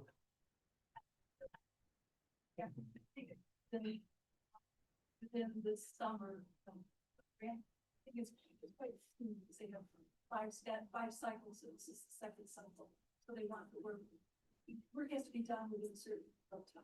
so if we were awarded the grant, we'd have to be ready to allocate $50,000 in this budget year. That, so Yeah. Please. Then in your packet, you have a description of the grant requirements, not for the board, I just gave it to the, it's 10% of whatever you ask for. There's some criteria that is in the Honeoye Creek watershed plan. It's a huge document, but they have recommendations for how you can prevent flooding, how you can mitigate flooding, and it all depends on the parcel that you're looking for. So we have some structures that are already out there, but they're not adequate. So we have a stream, the creek bed is eroding. So that would be maybe one area that we would want to improve. The Gambian walls in the trench going to the creek are falling apart. So that could be one area, but it's got to be a certain point where it's a capital improvement. It can't be maintenance. So but when the flooding happened, David Silbersky took some pictures of it. there's probably a need for like a water garden, but and the state has requirements in terms of making sure that they're solving problems naturally, not causing problems. So I didn't get there yet because, it's just that I tried to see if we had any studies. So I looked all over to find the studies and found the Honeoye Creek study. And it was only last week that I got approval for that being the study. You had to submit it by the 6th or whatever, they approved that study. Without that study, I couldn't encourage Lee to put it on, to put it on the agenda tonight. It's a step-by-step process, but you have to have approval by the town, just the same way as the transportation grant. That grant was it's not to put sidewalks into our town, it's to take that little intersection and put an underground culvert system under there. I really understand water. So I know that will really help take the pressure off of all these town residences in the hamlet. I mean, you go meet them and you realize that we have the creek coming from the south, and we have the water coming from the Pinnacle Road tributary. And then we only have 2 major tributaries. So this is an opportunity. This is just an opportunity for the town. Otherwise, you're going to have to pay money anyway. So it's an opportunity to get the state to pay the money. Otherwise, the town board is going to have to get the money, and they're going to get the money out of the unexpended balance, because that unexpended balance is supposed to be used for one-shot items. We're not supposed to be using that for salaries and wages, but this is an opportunity. There's 2 things I understand: water, land, and money. So this will help us. It's foolish not to apply. I don't know whether I don't know what the price would be, but the engineer, his report will help fit into it, because his report is to get flood insurance, and he's going to say you have to have a flood mitigation plan. And the same for the Middle Road. I will do it in a heartbeat, but I'm a map person, so I am looking. But the Honeoye Creek study won't work for that one. So thanks. But it's just Thank you. Yes. I just want to say that we don't need to belabor this too long, but if you look at this little tributary between the library and the gazebo, it's underground. And if you follow it, especially in the early spring or winter, you'll see that as it enters the Honeoye Creek, it's entering at an angle that some of the creek itself is flowing into this tributary. And I think I'm not a civil engineer, but if we were to reroute it a little bit so that it kind of curves into the creek, and it was almost like we need a check valve or something so that it's not coming backflow. So there's some structural things that need to be done behind the town garage, behind the town hall. And I think that, and then some of this, I just encourage everybody to go behind the town garage and to the Honeoye Creek here at the town campus, and go at different seasons. It can't see much right now because there's so many trees, but there's a lot to be learned, especially during a rain event, a big rain event. So anyway, I grew up in the hamlet my entire life. I've seen every flood that's happened. and go watch And how this enters. Well, the aware. creek. I was just, Yeah, I think that was a you're- long answer to a simple question, I guess. To just shorten this, we lost our insurance for the town of Rush, the entire town. We were able to get it back, but one of the issues is if we keep having floods and destroying this town building, we're not going to be able to get insurance. And we're not going to have any money to pay because we don't have the flood insurance now. And we're squabbling over getting a free $500,000 grant. Okay. But Okay. it's, we have, Now, we need to make a decision. Just vote. If we're going to vote on it, we're going to table it. well, again, we put $16,000 into that. We're paying the engineer to do the study for the FEMA involvement in getting flood insurance. So what happened to that study? It's not over yet, David. But Mrs. Hankins just said that we needed that, Mrs. Hankins is not on the board. but We have not. so she's not gotten- part of the grant process. We have not gotten the report from the engineer so that we can get flood insurance. So They she- are working on that. And as soon as we have, no, please, no, We no, don't- Kathy. We don't need that. We don't need that study. No, We don't need it. no, it's not a public comment. We do not need that. We do not need the engineering study to apply for that grant. Right, thank you. It's the other, That's Well. the whole. it's the other study that is Sam. needed. And we call the vote, please. Councilman Kais, My opinion, what is your vote? yes. Councilwoman Rizzo? Yes. Councilman McGlashan? Until our finances are balanced, it's a nay. Councilman Brown? Like you said, I've lived here my entire life, and if you think this is what's best and we have the money to do it, I'll vote yes. Supervisor Hankins? Yes. Carried. To answer you, Derek. We will have to come up with the money to pay to do the work that's gonna have to be done on this property. And if we have a grant, we could probably wait until everything has been worked out. And come together as a board To on David, how we will do it. correct. And to David's point, we've already applied for the TAP grant. Now we're applying for this grant, which Yeah. does put us on the hook for money if we're awarded these grants, which are all geared around helping the flooding in town. Right. If anybody's ever talked to an actual engineer, nobody plans for 4 inches of rain in an hour. Right. Just putting it out there. Right. So Then please give appropriate information to residents in the future. Well, thank you. I will try to do my best to make that happen.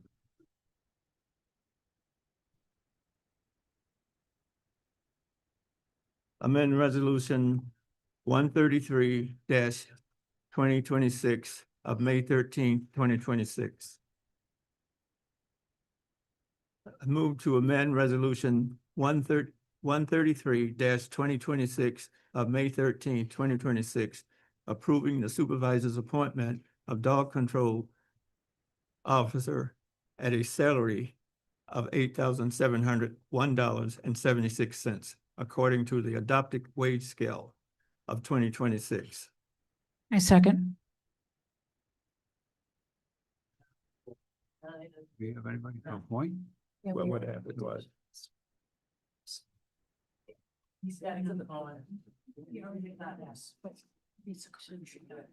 what the issue is, when we gave her salary in the last meeting, we were off a few dollars, and we're trying to straighten it. correct. We To make went, sure. we went for a base Right. number. Okay, and that's what that's about. Can I get a second? I second. Second. Can you call the roll, please? Yes, Councilman Kais? Yes. Councilwoman Rizzo? Yes. Councilman McGlashan? Aye. Councilman Brown? Aye. Supervisor Hankins? Aye.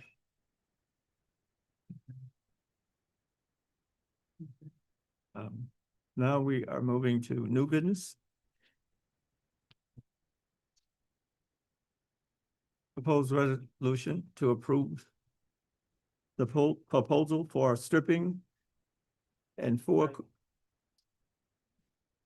striping, I'm sorry, and 4-count color system of pickleball courts. On the question, didn't we approve they have pickleball courts built? Yeah, but But Wouldn't this it be is the part of it? vote to, so remember we put out to bid for the striping. So they for the striping of up, the, Pat, Pat.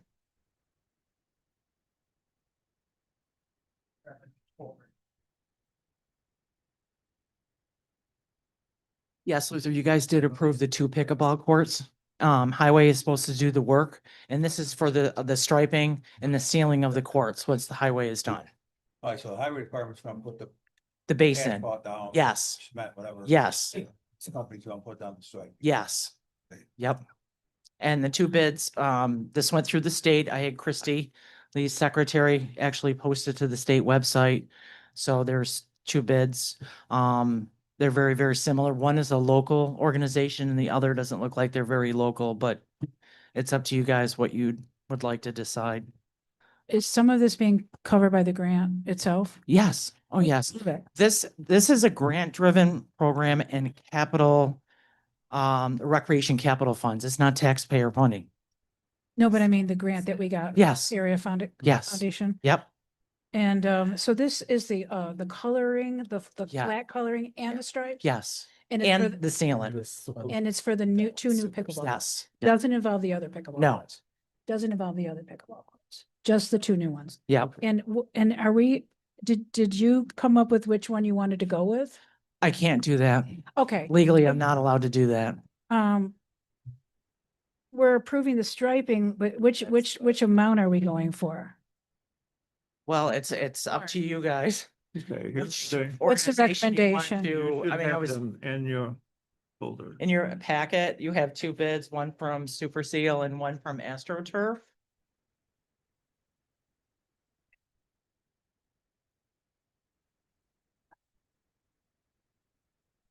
So, Super Seal is 15,200 and AstroTurf is 12,321. I'm sorry, can't And- find it. Would you say that again? Okay, sure. Let me see, Super Seal is 15,200. And AstroTurf is 12,321. I don't know much about AstroTurf. I am familiar with Super Seal because they're the ones that did the basketball courts back when we had you guys, you don't have? I saw, I didn't, yeah. I did see some email, but I didn't see, I guess, enough. But go ahead, Pat. So they're both exactly the same. Super Seal did send, the bid insurance part of it, but it wasn't required. It's not required. The insurance part is not required until we actually you guys select a builder or one of these organizations to actually do it. And then they have to send, insurance. It's like I don't know, Pam. No, it's not even the binder. It's like an agreement. So We didn't- a bid agreement. It's an insurance document they have to supply, but they have to pay for it. So that's why they wait until, I don't know if anybody's hearing me because everyone's talking. Yeah, we didn't get this in our Sometimes. Okay. But, It worked too. so one is more, I don't know. one is more expensive by about almost almost $3,000. Yeah, but the original document that, we had submitted to do the pickleball courts was with Super Seal's, quote, because they were the ones that actually came out and, actually looked at the area, with David, myself and DJ. So that's his quote. And how much is coming out of the recreation capital account for this? Hold on one second. I have to look it up. Take your time. Okay. I did speak to Super Seal, I believe that's Kevin, who I spoke with. And we have to seal this every 5 years. And They didn't tell me 5 years. They said as long as we clean it and maintain it, it should last quite a while. That's what both of them told me. oh, well, They told you 5 years? well, he told me if we don't power wash it, then we're gonna have to do it every 3 years. But the average is 5 years, or it could last up to 7 years, but we have to power wash it every year. So we're gonna have to do this every 5 or 7 years. 29,800. And then the grant is 37,500. 37. 37,500. And we received that in December of 2025.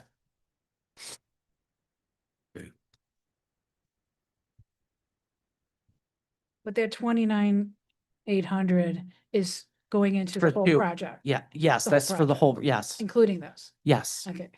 yes. I guess I just don't know, I did speak to Super Seal, I did not speak to Astro.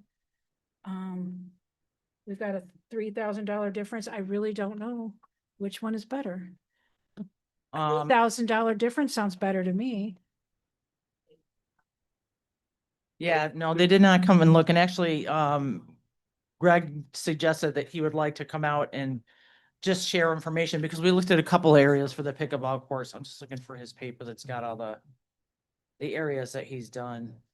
All the local towns. He's done a lot of local town pickleball courts, including Henrietta and Mendon. So he's the local representative that does the pickleball He's court. got a lot of business. Yeah. He's told me he did about 85 courts this year. Yes. Yeah. Yep. So, but the thing is, I guess I'd like to give $3,000 difference. So I just don't know enough about AstroTurf. I don't know much about him But either could they because Also, No. they couldn't come out. no, I don't know where their main office is. Whatever you all wanna do. They're out of Georgia, you said. This Syracuse. This one's out of Syracuse. This AstroTurf is from Syracuse. The address on there says Georgia, so. Oh, that might be like the, Georgia's their corporate headquarters. yeah, They corporate. have local vendors. Yeah.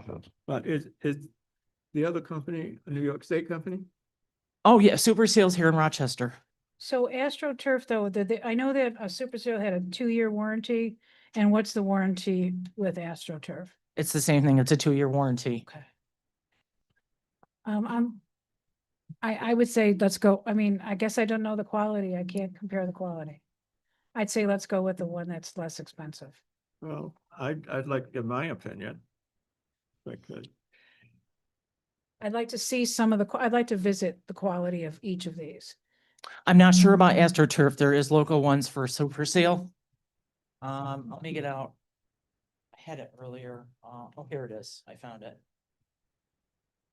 It was after the page.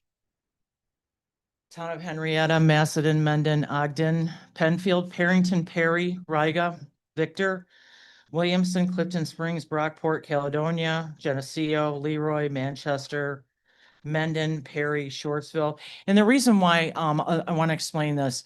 The reason why the local, he's done a lot of local work is because a lot of towns go on a contract basis. So if you join, it's like a, how do I explain this in an easier fashion? It's like an organization where all the towns are part of it and you don't have to go through the bidding process. Help me, Jacob. What is that? Conglomerate? No, Conglomerate? no, it's not a conglomerate. It's called something else. Huh? Well, all the towns that he was able to do the work without doing an RFP, and he wanted us to join the rest of the towns that are part of this organization, so we wouldn't have to do an RFP, but it wasn't something that we had done because both of these companies are part of 2 different ones. So you'd have to join each one without doing the RFP. Can you ask me about a co-op? Yes, it's the co-op. That's it. Yep. So because we didn't join the co-op, we had to do the RFP. But he has one and he's part of that. And he's like, well, Pat, if you're part of this, then you don't have to do an RFP. And I'm like, well, we're not. So So do you think AstroTurf has a court that we could visit to see their? There's one at RAT. We can just, Well, we have to go with the lower bid. Lower bid? Yes. we Well, have hey, the lowest bid. That's what I want to hear. Yes. Sometimes you have the right to make a decision based upon quality of work. And I tend not to trust a company out of Georgia over a company in New York State in the event that we have a problem. that's what And we need yeah. to get those people back in. If they're out of Georgia though, they must have a local. Well, they have a office. place in Syracuse. Well, Yeah. just based upon a lot of my experiences, like New York State, they tell you right off the bat, dealing with insurances, Mhm. you go out of the state, you don't know what you're gonna get. Right. Go with whatever. In terms of the law, you're dealing with the laws of the state of Georgia. Are you And the familiar with company AstroTurf, Derek? Out of the state of Georgia. Oh, so they've done Rush Henrietta areas or other schools? Huh? So, Other schools. Other schools. Okay, so both have done, And they've done RIT's facilities recently, AstroTurf. so that was just Okay. my point. So do we get a motion for the one that we want, or do we vote for the one that we want and then put a motion up? I can't do We anything. put an RFP out and we need to go with the lowest bidder. Okay, so that's agreed to. Yes. So we have to go with AstroTurf. Great. So I don't know what the Syracuse office is, though. We have to put an address on here. Yeah, hold on one second. Is it on their paperwork Yep, here? hold on. We have it here. It's 6597 Joy Road. East Syracuse. Joy Road. I don't even know where that is. I used to live in Syracuse. I don't even know where that is. Do you have the Yep, 13057. 13057? I have a number too, if anybody wants that. But this is in the record. All right. Okay. You, Um, you have a number? I'll take it. Yep, Get you. 1-800. Yeah. 388-5713. I'll put the motion. I move to approve the proposal for striping and four-color system of the pickleball courts by AstroTurf. Address 6597 Joy Road, East Syracuse 13057. An amount not to exceed, which was the quote, $12,321 from the Recreation Capital account. Do I have a second? I'll second. Thank you. Councilman Kais, Later. Yeah, Councilwoman Rizzo. Yes. Councilman McGlashan, Aye. Councilman Brown, Aye. Supervisor Hankins, Aye. Okay, number 2, resolution. Proposed resolution to authorize the supervisor to prepare and sign a new memorandum of understanding agreement with Rush Recreation and Park Association, Rush RPA, for the 100-acre nature park, and to add a conservation easement for the property to the deed as prepared by the Rush RPA, subject to review by the town attorney. why can His- we his not attorney- get this approved before the town attorney, and then we can just vote out at one time? I mean, I'm sure there's concerns and Where it's written up, it's to get it approved and then have the attorney. but really, we're not approving it. If it's subject to the attorney, we're not approving it. It's just all Well, up to him, what he comes yeah. back with. What if he doesn't like it? Yeah. I'm happy to talk to members of the board about it, or look into any questions you guys have. I've held off on doing a substantive review until we talk. But I'm happy to schedule a conversation, address any, legal issues or concerns you may have, or, follow up on any analysis of the potential, questions that have been raised so far. I mean, Here's, I agree, in concept, I agree with this concept. Yeah. But I just think we have some questions that I would like to hear back from the attorney before we jump ship here and Well, pass can- it on to our grandkids who got grandkids. Right. Can we ask the attorney those questions that you have right now? So we can put this behind? I don't know until he comes back and after he looks at the MO, what do they call it? MOU.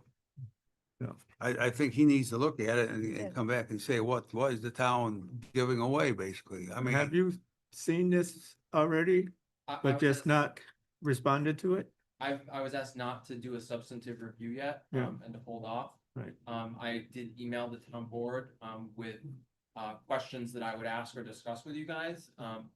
I haven't heard back from the town board. I'm happy to set up those calls and to do the analysis and to answer those questions, but I know there's sensitivity about cost and I'm trying hard not to Right. do things until I'm asked. Right. Corrected. Thank you.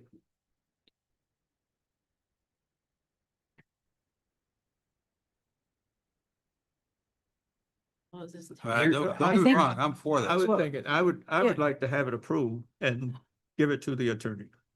Here's my couple concerns. And I will put this out there at the very first. I am not against extending the MOU or having that as a forever green type space. My concern is that when a horse's friend wanted to renew the lease, that had to go to permissive referendum. We as a board could not vote on that. We're talking about putting something in a permanent conservation easement. That should be a decision made by the taxpayers. Well, I think we can still have a permissive referendum. If somebody chooses to get the signatures and put it on the ballot. If there's enough citizens that don't want this, then if there's 100 signatures, it will get on the ballot. So I think it would be subject, if that's to a permissive referendum. So- Yeah, I'm so just, that would I'm be just saying it acceptable. is to be equitable for what happened to the horse's friend in the same area of property. Yeah. This is a big decision that I don't think should be in the sole discretion of the board sitting here. So we But could, can I respond to Can you? I have something relevant on that topic, if I can, real quick? Yes. Which is that, Councilman Brown, if the town board were to adopt a resolution conveying an easement in real property that the town currently owns, the town board would have to subject that resolution to a permissive referendum procedures if the requisite number of signatures were obtained within the time period. So you would have the opportunity, or the public, I mean, would have the opportunity to petition for that permissive referendum if the town board chose to adopt a resolution authorizing conveyance of such conservation easement. And this is what we're asking tonight, is to pass a resolution so that anything going forward can take its place. And there's a difference between the Horse's Friend and the 100-acre park. The Horse's Friend is a rental organization that's renting from the town. This is the town park. And they're not asking to sell the town park or to give the town park away to anyone. so that's something that I want to just speak on, something you had said in your email, Jake. And that is, it's not going to be conveyed. There's no conveyance to the Rush Recreation and Park Association. It remains town land. It's just a conservation easement. So I still think a permissive referendum is required, acceptable. So that it will ensure the taxpayers, if they would so like to choose that route. But I just wanted to make that point. All I mean is that, the granting of an easement, a property right, does convey, the easement is conveyed. So, when you convey an interest in real property, like when a town does that, anytime it does that, it has to subject the conveyance of that real property interest to the permissive referendum process. That's all I'm saying, so, okay. But it can be conveyed and then people can go out and Yeah, get their signatures. They'd have the 30 days after Right. the notice of the permissive Right. referendum, Right. Notices goes out to collect the requisite signatures, which would, Right. if they're obtained in that period, trigger the permissive referendum required. There are other That- issues that have come up. Second that. For example, I know you got some feedback from, about the public trust doctrine. If you could share that with me, that'd be really helpful. too. Maybe Carol Barnett could say that, if you wouldn't mind calling Carol Barnett, about OGS and what you learned from them. Yeah, just. Yes, for a that second. would be good.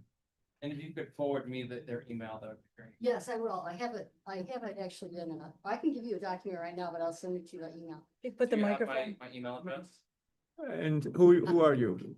Oh, I'm Carol Barnett. I live on Lions Road in Rush. Oh, thank you.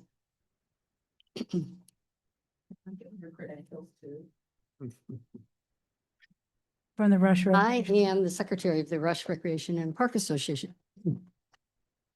So the OGS, the Office of General Services, is the agency that they didn't own this property, but they arranged the transfer, the land transfer in 2010. And so there's some question when the state gives the town a piece of property.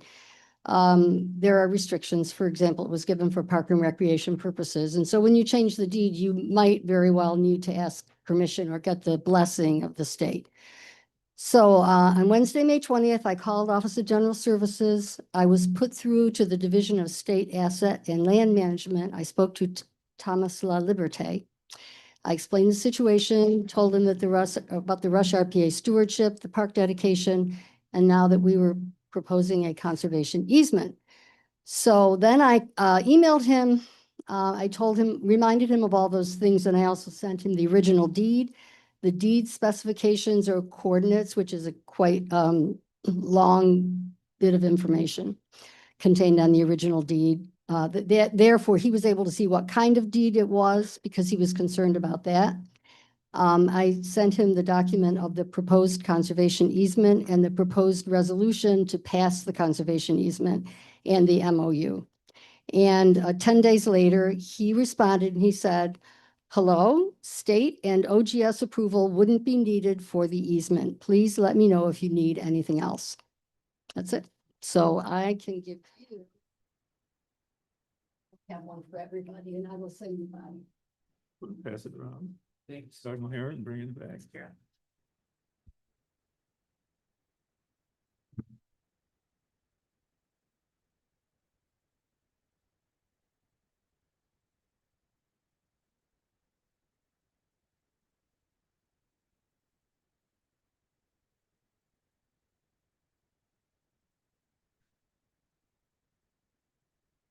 Do you have any other questions for the attorney? I don't know, I guess we're all kind of looking around, right? But I would like to move for a vote. I just would hate to move it for a So vote. this is still and not- subject to you to review. Yes, Yeah, I would need to review later, because I'm not in a position to review now. right. Yeah, that was understood with us, and that's why I put it before the board, knowing that he would have to rule on it also. And if we get the signatures that we need, the town will rule on it. Yeah, I guess my other thing would be just, what is the rush? They have for till at least 2029. Well, I think they just wanted to get this approved so that they can start to get the grants and all of the support that this will bring for the Park Association. I think I can speak for most people at the table. We all support it. We just want to make sure everything's being done in the right order. Yeah, I don't think anybody, I haven't talked to anybody in town that doesn't Yeah, support it, yeah. but it's just. But if we that's wanna the make sure- case, why can't it just be so that they can get busy with the work that they are doing and that they have to do to continue getting the grants and things that they I are looking to? can speak to this and I just will just come out of the closet to say that I am on the Rush Recreation and Park Association. And I am the president. I am proudly the president and proudly on the board, and I will be recusing myself from the vote. But I fully support this program, of course.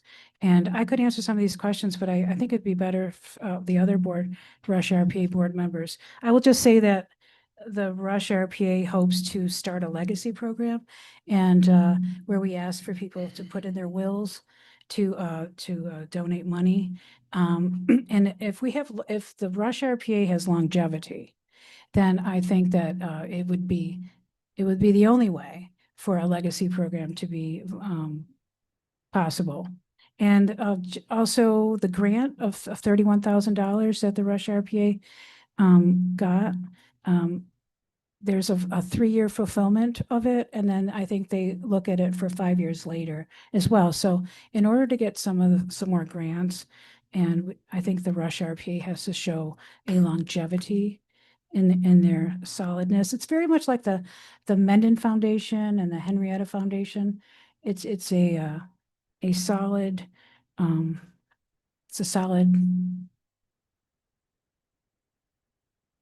entity.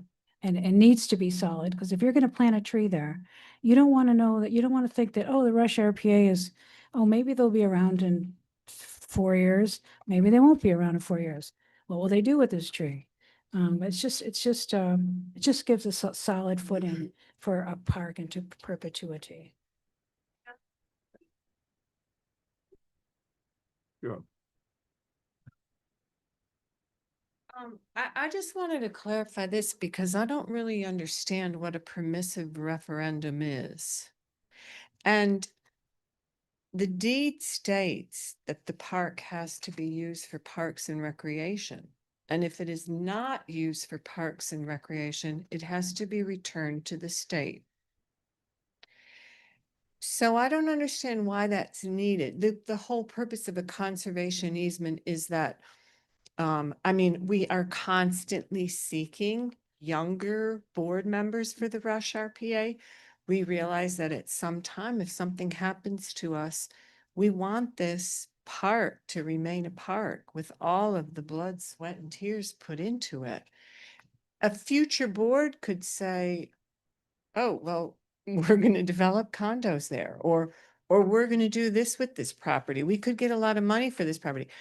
But my whole understanding the whole time is if it's not used for parks, it has to be given back to the state.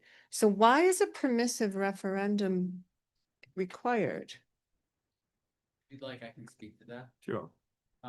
Under New York State town law, anytime a town in New York State conveys an interest in real property that the town holds to someone else, it must subject that resolution conveying that interest in real property to the permissive referendum process. And because the granting of conservation easement is a conveyance of an interest in real property, aka the easement, it triggers the permissive referendum process under New York State town. Even though the property remains the ownership of the town? Because it's conveying an interest in real property, an easement is an interest.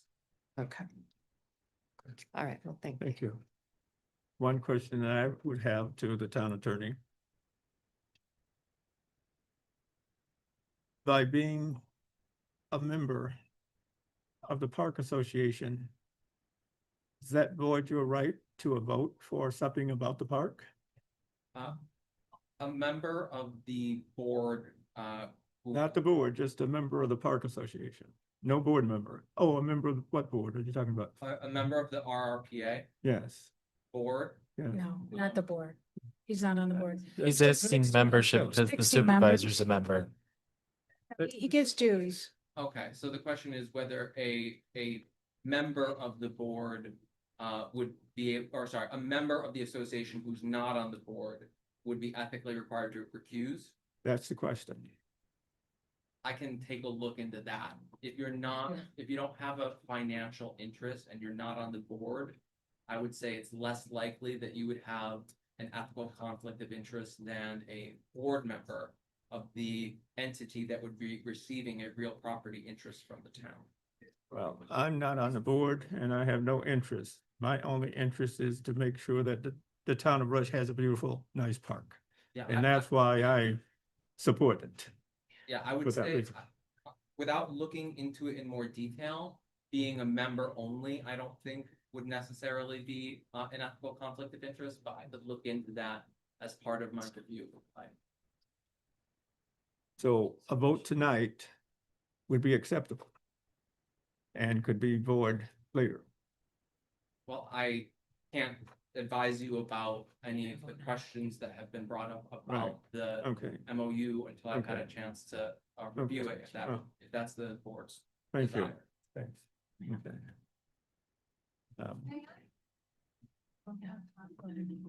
One more time and then we have to move on.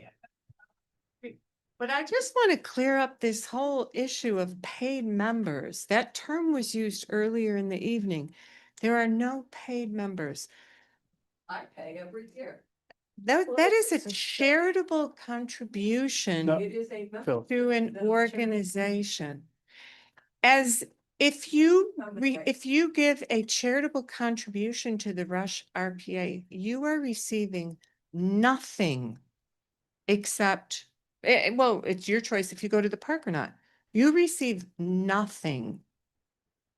So why do you call it a membership? Ma'am, please, if you want to speak, please speak during the 3 I minutes. think we get emails of programs. We get thank you emails of programs. You might get a thank you letter from me. I try to be really good about that.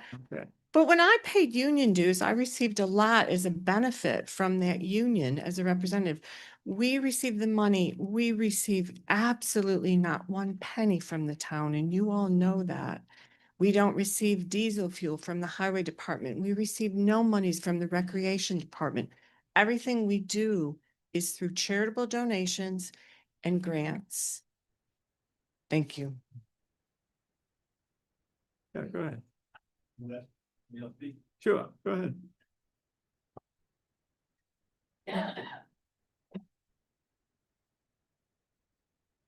Donald Lakenhour, 35 Sylvan Knoll. And as many people said, I think everybody is in favor of the park and continued improvements there. But personally, I think it's hearing this kind of irresponsible for the board when you to take a vote on it, when you haven't authorized your attorney. This agreement was prepared by that organization.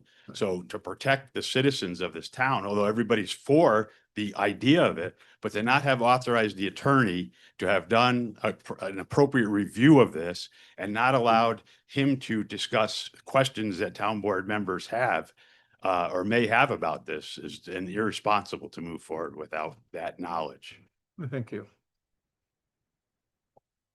And I do I'd like want, to see well, us- I want to apologize to the RPA because this was on there and I did ask for the review because I had a feeling this would be a question coming up. And I did ask multiple times because Clerk Hargrave did share the document, but he wasn't given the okay to look through it, our attorney. But I did ask 3 times to have that so that we could vote on this. So I'm just letting you know that that was requested I requested it at least.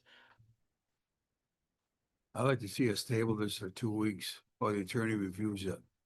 Gets back, so we, and have a response from the attorney so we can ask questions. Like I say, I really don't have anything, but you may come up with something that may trigger a question. I think it's fine. I think in general it's fine. I'm happy for the system, but I think it'd be irresponsible for us not to have our attorney take a look at it and make sure we're doing due diligence. That's all I'm saying. So I think it's just be smart of us. And I don't think 2 weeks isn't gonna change the world for anything. They still got it to 2029, so we're Well, good. the person that presented this just want to have one last speech. Just want to say, I remember very vividly, in 2019 and actually the years before, it was a real struggle to try to get the right to, work very hard over on the land. It didn't come easily. And it was a date in September of 2019 that the town board passed a resolution giving us stewardship. It wasn't until the end of December that the attorney and representatives of the Rush RPA hashed out an agreement that became the MOU and that was signed. So obviously there wasn't a hard and fast document in front of the town board in September when they voted to make the Rush RPA stewards. What they voted for was to start a process, understanding that there would be give and take. And that is what we are asking for today. And frankly, this begins to feel a little obstructionist because the Rush RPA is the one organization in this town, or is an organization in this town that is, as Beth has said, we do it all on our own. And and it's actually kind of laughable to think that it's interest. I mean, interest is usually regarded as financial interest. Actually, what we do is give our own blood, sweat, tears, and money over at the park, over and over again. And so we're asking for a vote from the town board to start this process. You're not going to be bound to anything because those documents are not, you're not voting on those documents. They were given as a starting point, and we're begging you to vote on this and to start that process. You have not lost the opportunity to refrain from approving any element of what was presented. It was presented as a starting point. And we know full well that the attorney needs to look further at it. We know full well that it will be offered for permissive referendum. We know full well that somebody may decide that they want to gather the signatures and that we all have to go out and try to persuade the town to vote one way or the other. That may happen. That's going to take months, just like it took months in 2019. But in September of 2019, the town board voted to make us stewards. That was a big deal and was hard won. And that's what we're asking from you today, that this should be hard won but deserved because we have a track record now and we've proved that we deserve to start this process.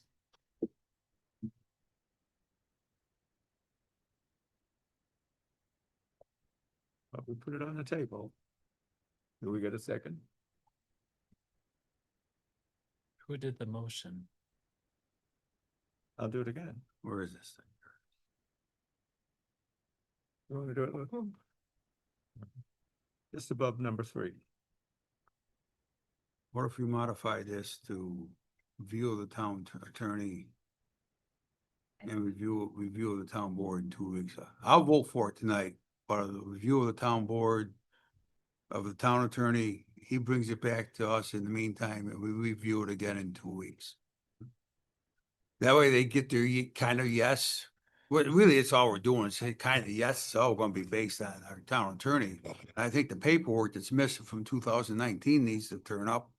and find out exactly what's all going on over there. You know, Just. There's a new, Okay. there's a park implementation plan that you can look at. Do we have a second?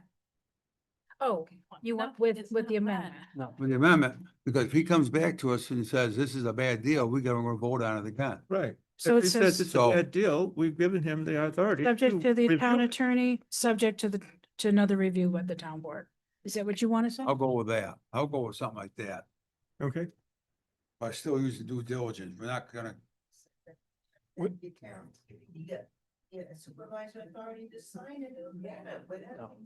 I will say, hold on. To, Gotta stay on the board now. to because we're Carol gonna Barnett and the RPA. Listen, I'm not saying I'm against this. I'm just trying to do what is in the best interest of the town, the entire town, all residents. 2 weeks, my feeling is 2 weeks is not a lot of time for the lawyer to review it. And if there is questions, we answer them. We table it for now and we vote on it next week or in 2 weeks. And again, I appreciate everything you're doing over there. Like I said, I've been there myself multiple times. I appreciate going over there. You know, is there some improvements, other things that I'd like to see done? And, you know, is there a way the town could maybe help in that? Yes, there is. You know, do we need to have ADA parking? Do we need to have more accessibility? Do the, some of the bridges need to have guardrails on them or handrails? You know, things like that, just to make sure if we are going to go down this road where it's going to be forever, that we are doing the right thing. That is all I'm saying. I don't think 2 weeks when we have 3 more years is a lot to ask. Well, I hear you. One thing about forever. That's what the park is supposed to be. Forever. And it takes time. All of the things that you just said. It will take time to do those things. And that's what the association is asking to do, but to also guarantee that the thing that happened a few years back, when we all had to go to the state to keep Senator Funky from having all the trees cut out of the park and turn into a farm. We just want to make sure that that doesn't happen again. That it remains a park, as you're saying, Derek, forever. And this is one of the ways, hopefully, that it will make it remain a park forever. And I think that this is why this is on the table tonight. So. I think it will continue to be a park. I want it to continue. I don't think anyone up here wants it to stop being a park. I'm a process person and I've requested it 3 times because I knew this was going to come up and become a debate. And it's awful because these people come out to support it. The town probably wants this. But again, we should be answering the legal questions. It's a checkbox system. It's changing the agreement. There's things not attached. How this thing is written is not appropriate. But again, we tried to prep this work and it could have been done prior to this meeting to have the review so that we could vote on it. But right now, one of the reasons that it was done the way it is because we have a legal issue with pricing. And we want to now start to move towards making sure. But this is convenient though, pricing. I just talked about budget Can we agree on to stuff go with and the now attorney? again, pricing's Okay, brought so- in. Well, So why don't based we- upon what Why don't the we board is just, asking. why don't we just agree to consult with the attorney and get all of our questions asked? And then bring it back next week, in 2 weeks. I'm in agreement with that. And Yeah. let's just, I'm in agreement. Isn't that what I said? I'm in that's, agreement with that. there. We all we're wanted there. 2 weeks. I'm in agreement with that. So we will table this until the next board meeting. At that time, and In the at this meantime, time, we will seek to ask the attorney to review it in advance Do we, and give us the answers that we're going to need for the next meeting. Lee, do we want to, food for thought, maybe start earlier and have probably can't do it on time, like a public hearing, I but don't come think- down. Little workshop. That would be up to. Well, not a Tom workshop, Clerk to Six give us or whatever. information on that. If they wanna do a, Want to do a workshop for the town board to discuss this. if they, if, You're not gonna. I'm not gonna be here next week, or Right. in 2 Maybe. weeks, but I can, set up calls with members of the board, later this week or next week to discuss your questions. I'll look into them and make sure that they're addressed prior to your next meeting. I'll Well- make sure that, my colleague who is covering the board meeting, at your next board meeting is prepared to answer those questions as well. Well, I I'm would, happy to make time to speak with you prior to that as well. address it. I think it'd be better if you're here Okay. and not your colleague. So can I he's gonna be. just say, if that's the case, then I would like the board members to put in writing so that we can give you all the questions at one time, instead of having each board member call. Mhm. So Because- you, Supervisor, we'll send you the questions and you can send them to Jake. If that's acceptable to the board. Okay. Are we gonna allow him to analyze the document and give feedback on it is a question? If that's, whatever your question is, that's the question that we need you to give to me, so we can give it to the attorney. Give it again. I think, Thank you. though, So the we will report, table that for tonight. the report back though, I think that we should have our own attorney and not a substitute for that. No offense to the substitute, but you're with us now and maybe we could, I don't mean to put it off an extra. But can we get that done before you leave? Yeah, I can, as long as we talk before then I get your questions. That's can what I mean, Absolutely yeah. address them before I. No, But- so can the board give the questions, To you. knowing that the attorney is going to be leaving? I'll submit my question after the meeting to the attorney. Thank you. That would be good. But in If terms of- anyone else has questions that they will submit to the attorney after the meeting, or submit them to me and I will pass them to the attorney before the week's over, if I get them before the week's over. And could I have a quick call with at least one member of the board about it? Sure. Okay. Sure. Lee, you and me? That'd be fine. Okay, just want to make Okay. sure I touch base with someone on the board about it before I get started. Okay, is that? What I, okay with yes, the rest of the what board? I'm saying though, when it comes back to any processing, I'd rather you be there yourself than your substitute. But you, And I will be at the July meeting. So do you want this to be tabled till July then? Well, I don't know. I don't really want it to be, but I'm not sure. well, What's that? Jake is going to give us his answers based upon our questions, and we will have them. We need to put this behind us so that we can move on to the other things that are going to be coming up this summer. Okay, that is tabled. Excuse me. So, We can't do all that with this. no, I don't want to belabor this, so. And I just thought you would be the best person at that next meeting. We will have our answers, though. We'll have our answers in writing. Yeah, you give me your questions, Okay, I'll get you. so your answers. we'll bring it back up in 2 weeks then, or Yes, what do you think's best? it would be on the agenda in 2 weeks, so can we table this now? Mm-hmm. Do we need a vote to table No, this? or just no, table it? no, you just just vote table. on. Okay. Resolution number 4. I would like to table that, What about 3? number 3. Oh, okay. Resolution 3, I've been asked to table resolution 3. Or did you go back to saying it Some of was the okay? discussion can be done. Oh, do it now. Let's just do it now because, If we were asked to table it based upon the report from the attorney, Jake, because of all of the issues that are we involved. need to table this for now. Is that what? The MOU? I'm sorry, no, No. we're on to number 3, Yeah. Article 78. We need to table What's your this. question? Well, at one point, it was advised to us to do it Well, we 2 did, weeks. but based upon, I'm sorry. No, you go ahead. I'm sorry.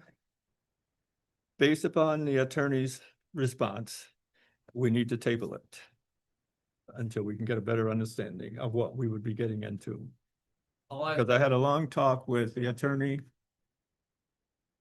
in regard to all of the issues that can be involved in this. And he gave a report. And it was decided to table it until everybody can get the report and get a good understanding of it. And make a decision on a vote. Are you saying you want a report from me? No, just a vote, I'm sorry, I can't. a hear vote the at a public. different meeting. Wait, so Jacob, did you say to table this? No, I had just said that, typically if the town is gonna be getting involved in litigation, it would be a good idea for me to take a look and just see, what the litigation involves. And if, look at either the draft petition or summary of the claims, and perhaps have a conversation with the board about whether the, litigation aligns with their goals and policy priorities. I haven't seen a copy of the draft petition, so I don't know if it aligns with what you want to do. Right, I believe it was shared with Attorney Wisnowski. right. I think that's why, that should have been explained to you probably, that that attorney was analyzing it. I have an email from you, Supervisor Hankins. Right. That says that Ben has no problem with us being, with the town being a signatory to do this. Ben has no problem with this. And if the question is, would it affect the host community agreement with Invenergy? That's the question. If the town were a signatory, would it affect the host community agreement? You're saying that was Ben- the question that Lee asked that? Yes, and Ben said no. And he said if Invenergy did raise a question, there is a cure. Right. We could simply drop back. So there's no reason to postpone this. Well, a lot of what Ben also was responding to is getting involved with another attorney in this agreement. Well, that you the didn't, town- you and the didn't town- say that in your response. So if there is more information Yeah, that but you that's what I'm have, saying, let's take that and table it tonight. Okay, I respect And that. I can pass it to anyone that needs more information. And we can prepare to present it at the next meeting. I think that the supervisor is just being ultra careful about any legal ramifications of this.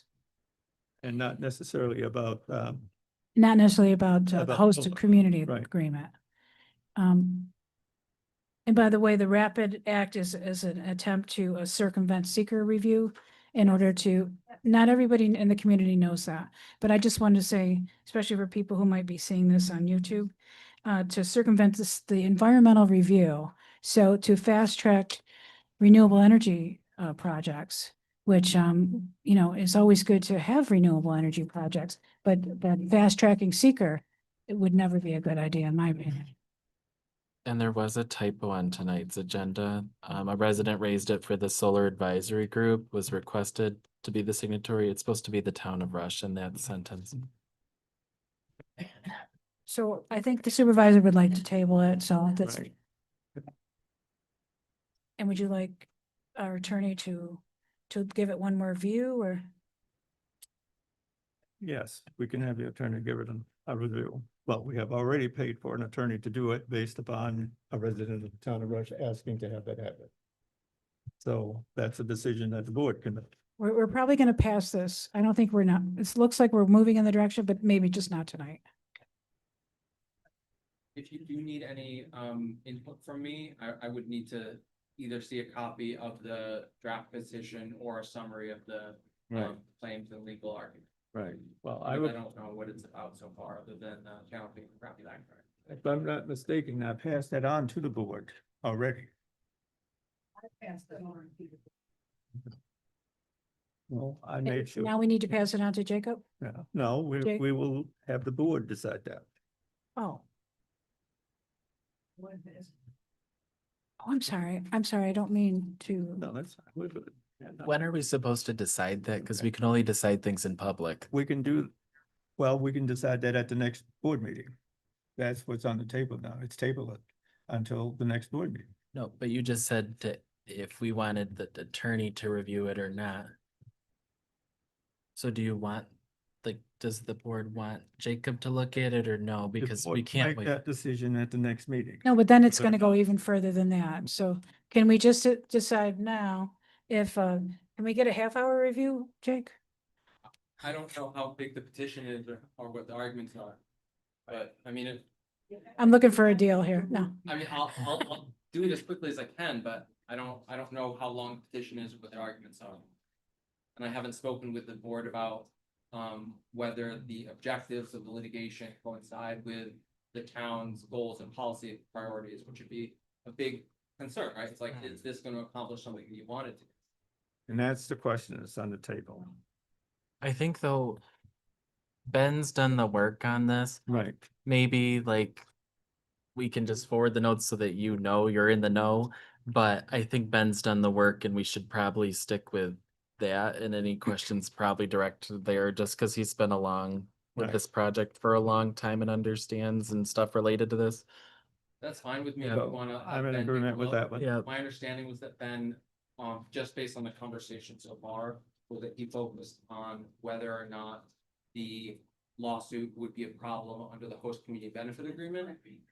Not questions about whether it was, consistent with, the town's goals or policy priorities or, the. Well, that's also a part of the report, Oh, great. whether it's consistent with the towns. If he's addressed that, then Yeah. that's great. Okay, and I can. So get then the why are board we, to have that. you're gonna talk to Ben again, is that it? Because why are we gonna belabor this then? If, Yes. I do. And you have shared it with the board members also. I thought that we had shared it. I thought that that had gone out. It went out to you, and I thought that it went out to everyone. You didn't get a report from Ben? No. Well, how do you know that we had a report and what Ben said? Well, well, okay. The, I mean, what I did here, what the board did receive information that Ben thought there was no conflict of interest is in terms of the community host agreement, that he thought it was fine to go forward, taking into account the community host agreement. That's what I remember reading from the, what you've said. So we did hear that Well, part. as it's tabled, I can make sure that the board gets a copy. And they can have that tonight. After this meeting. Great. And we can try to vote on it next time. Yes. But we're still not, but he's addressing the community host agreement, not the general legal, what kind of ramifications could happen as a result of our participation in this Article 78. Okay. So it's tabled and we need to move on to the next part of the agenda. Okay. We'll sort this out and hopefully vote on it next Resolution time. 4. Resolution to advertise for Assistant Dog Control Officer. I think that we need to table that one also. Okay. How come? Is that what you guys wanted? No, I think we should, Okay, now let's move on through it.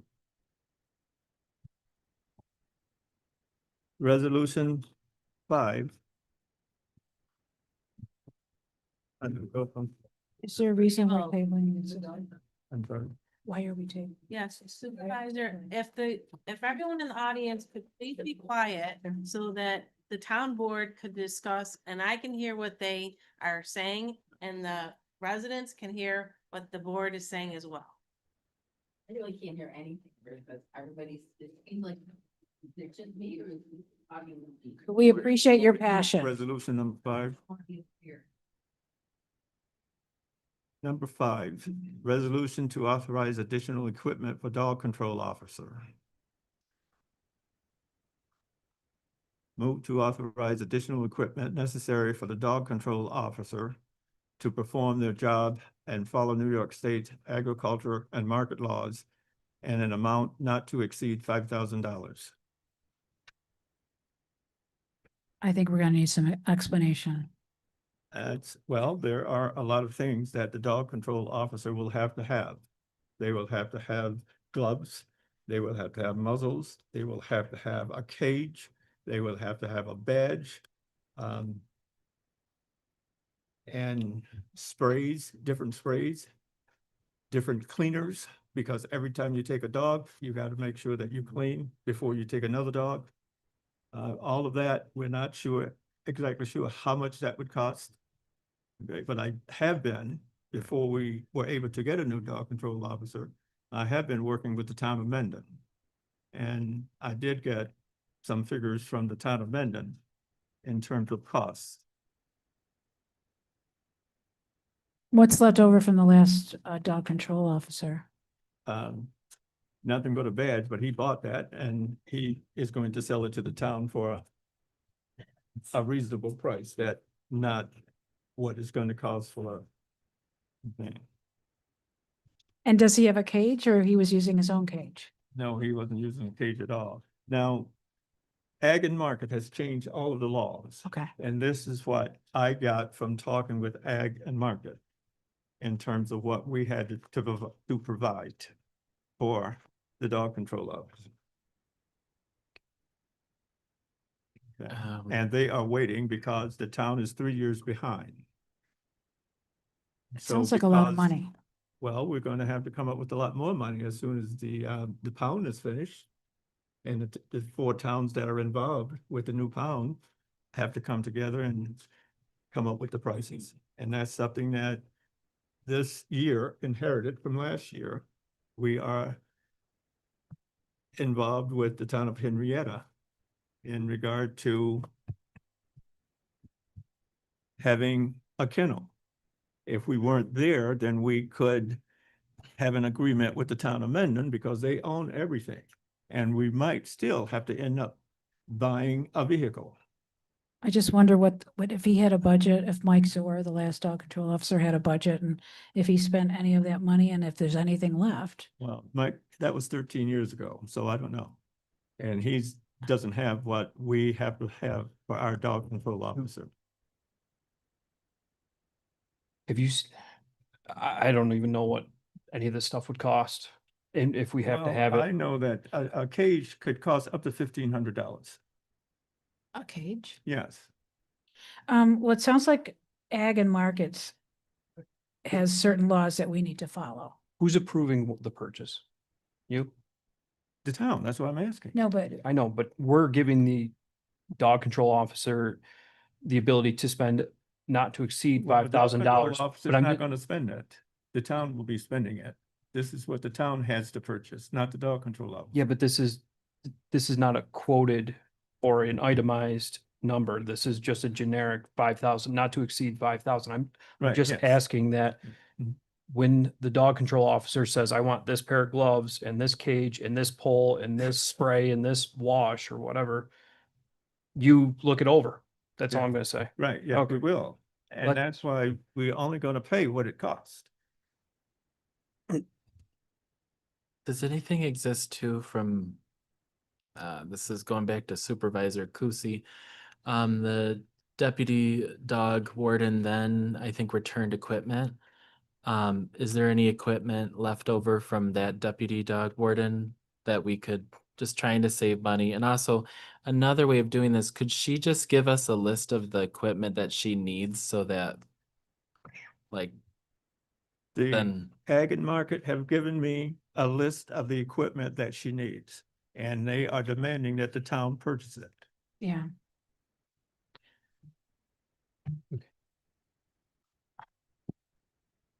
So can I get a motion?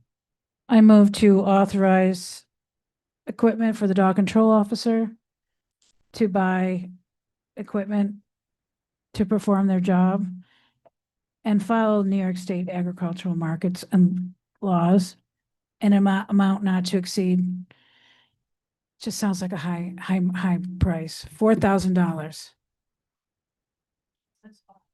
I want to say 4. I'm sorry. Second what? 5 or 4? I said 4. Yeah. You said 4, I said 5. Well, I made. Based upon information that I've gotten from I know. towns You made that the have motion. already did this. I'm sorry, I just want to be thrifty by trying to save some money here.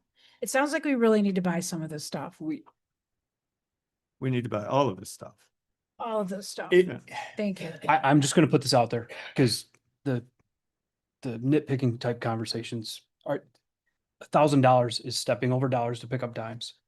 We are trying to provide the tools to an employee to do their job properly. If the $5,000 is what the person needs, then that's what they need. I'm putting my faith in the supervisor that he's going to look over every price that is provided to him before they are ordered. And also, That is what I'm saying. also those prices will be put in the abstract. So everybody here will know what they are. Okay, I'll table my motion and would you like to make a motion then? I so move that we authorize the additional equipment necessary for the dog control officer to perform their job and follow New York State Ag and Markets law in the amount not to exceed $5,000 pending the supervisor's approval. Second. Councilman Kais, Yeah.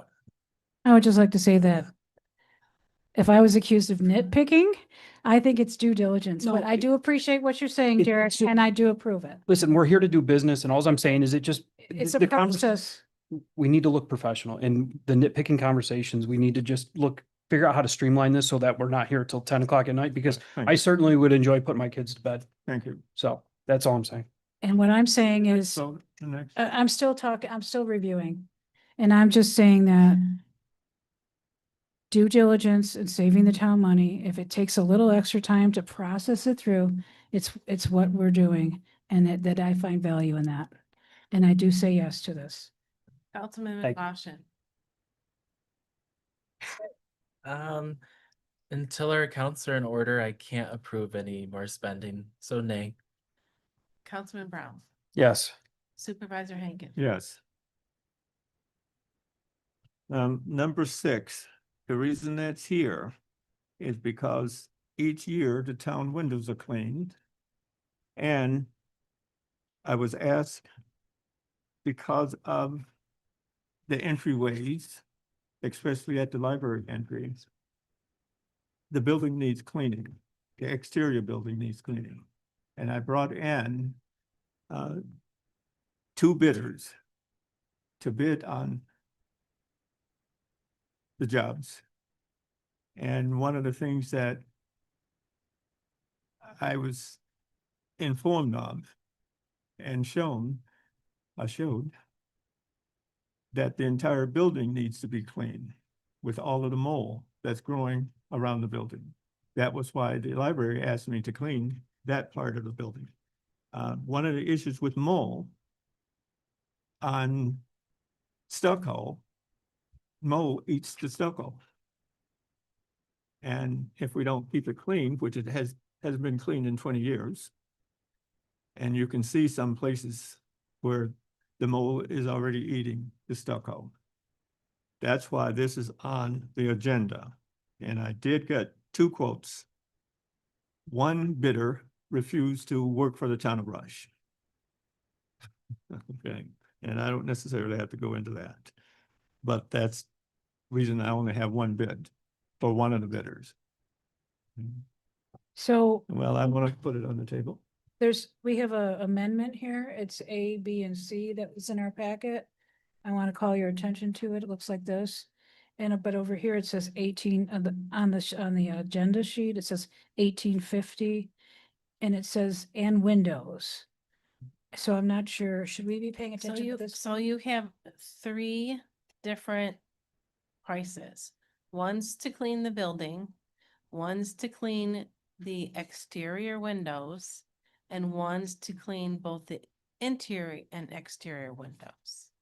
There are 3 different. I do see quotes. that, but in the resolution itself, it says 1850 for the exterior of the town building and windows. That was the first one we got. So And go by then we this got to revise, so that's why today I did 3 separate ones, so you could see exactly.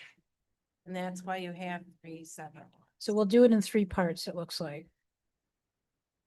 I will move to authorize the supervisor to sign a contract with Renew It for a soft building wash, which includes cleaning the exterior of the town hall and library buildings in the amount of $1,850. Do I have a second? I'll second. Councilman Kais, Yeah. Councilwoman Rizzo,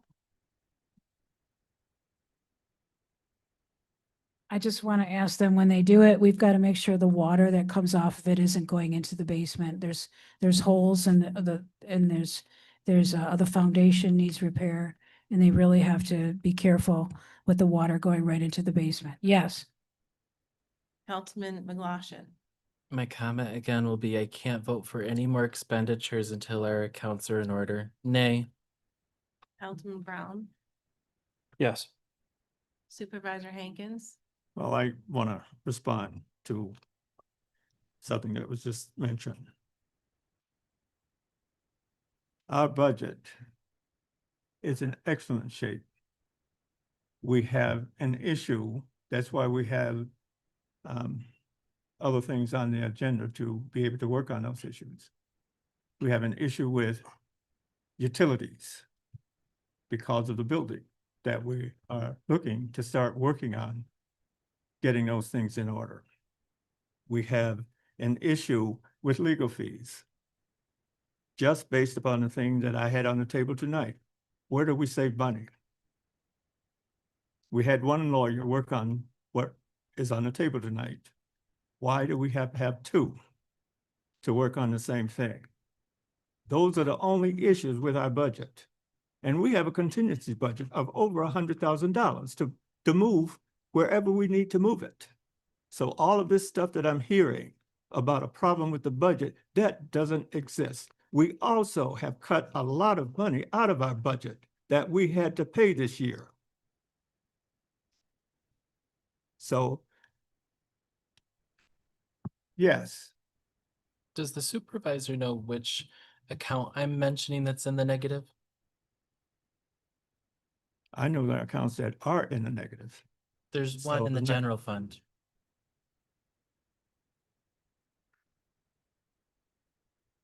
The general fund comes from NICLAS, which is the $1,700,000. But there's How can that be subcategories. a loss Did in you the look- general fund? But have you looked at the sub accounts? There's Yeah. escrow accounts, there's savings accounts, all different accounts. And one of those, which has been shared for over a week, and you get it even before us, is in the negative.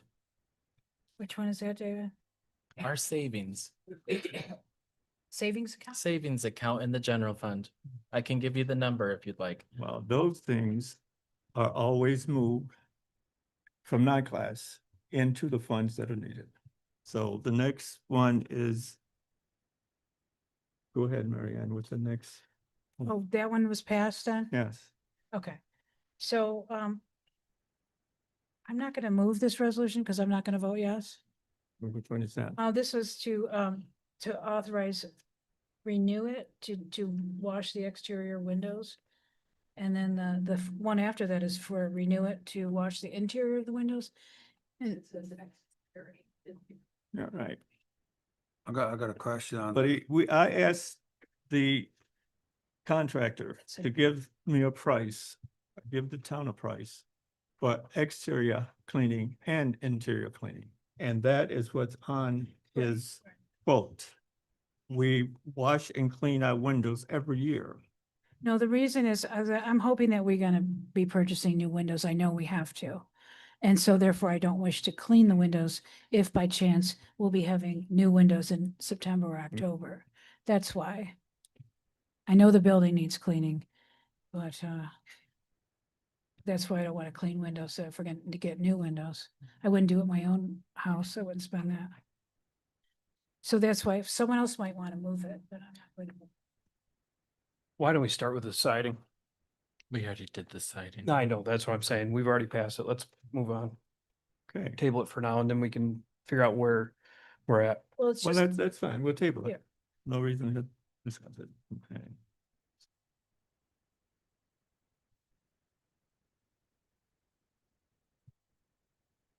Okay. Discussing proposed resolution to seek bids for labor to install and trim town hall energy efficient windows with funds from the unexpended balance. I move to seek bids for labor to install and trim town hall energy efficient windows with funds from the unexpended balance. I'll second that. Need them. Yeah, we definitely need them. I think that that will solve a lot of the issues that the town hall has, especially with leakage in the winter. Because we know that we don't have a problem roof. But over the winter, I was upstairs, I stuck my hand, I was walking past a window and I felt cold air and I put my hand on the window and it was like I was outside. And that is one of the reasons that we're over budget with the utilities. Absolutely. So there's going to be a lot of need to spend money on this town hall over the next year. And that's one of the reasons that we have over $1 million that have been accumulated over the years, because those things should have been done years ago. And we would probably save a lot of money by buying new windows with utilities. Quotes are free. And I think it's a good spot to start. Right. We need to understand what it's Right. gonna take to maintain Right. the building. And Otherwise, it's that I gonna will bring deteriorate. back to the town board when we get prices. Call the roll? For a resolution to pay for them. Councilman Kais, Yep. Councilwoman Rizzo, Yes. Councilman McLaughlin, Until our accounts are in order, I won't entertain anything that spends money. Nay. Councilman Brown, Again, quotes are free, so yes. Supervisor Hankins, Yes. Resolution 8, resolution to approve justice appointment of Laura Weber as clerk 5 to Rush Town Courts at step 3. I so move to approve the justice's appointment of Lauren Weber as clerk 4 to Rush Town Court at step 3, effective June 10, 2026 through December 31, 2026. Second. I'll second. Councilman Kais, Aye. Councilwoman Rizzo, Yes. Councilman McLaughlin, Aye. Councilman Brown, Aye. Supervisor Hankins, Aye. Sure. Be resolved, whereas the town board of the town of Rush has determined that due to recent state law changes related to firefighter and ambulance worker exemptions in the public interest, it is necessary and advisable to update the town code with respect to such exemptions. And whereas the town board of the town of Rush introduced a proposed local law to revise the exemptions available to firefighter and ambulance workers under the town code to make the town code consistent with state law changes. A true and accurate copy of which is attached hereto and incorporated herein is Exhibit A. And That's enough. Because it's attached here and the board has it already. so what do you want me to do now? And we're not gonna need to vote. Oh, Is that right? Yeah, since it's part of the packet, you can reference the resolution number. And everyone's got it in their written packet. to reference the rest of the resolution? Right. Do I have a second? Second. Councilman Kais, I abstain as it affects me directly as a firefighter. Councilwoman Rizzo, Yes. Councilman McLaughlin, Aye. Councilman Brown, Aye. Supervisor Hankins, Aye. Want this one, David? Resolution to adopt local law of 2020 establishing temporary moratorium on Tier 3 solar energy systems within the town of Rush, state of New York. Is there a way to abbreviate that? Yeah, move to approve the local law and resolution 10 as stated in the meeting packet. I move to approve the local law of resolution 10 of the meeting packet. Do I have a second? I'll second. Okay. Councilman Kais, Yes. Councilwoman Rizzo, Yes. Councilman McLaughlin, Aye. Councilman Brown, Aye. Supervisor Hankins. Aye.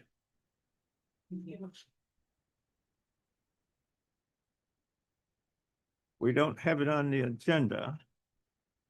But in case people were waiting for a final comment period.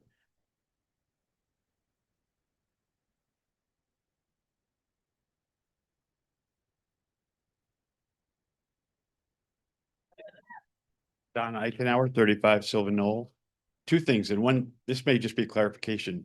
On the agenda item tonight, the resolution to seek bids for labor to install and trim high energy efficient windows with funds. Are you also getting a bid for windows? Yes. This just says to seek for labor for those.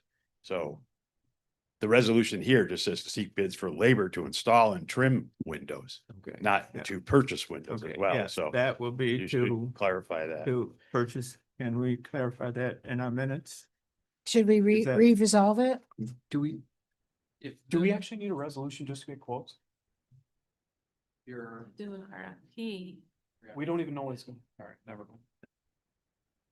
So the other question I have is just a concern with the handling of the attorney in that, I mean, just seeing tonight, I know you're concerned about costs, but you had a 25-year agreement that you were willing to move forward with without having authorized the attorney to give you the proper feedback on that. And I'm not sure you've still done that. You've authorized the town board members to send the attorney questions, but they're not attorneys.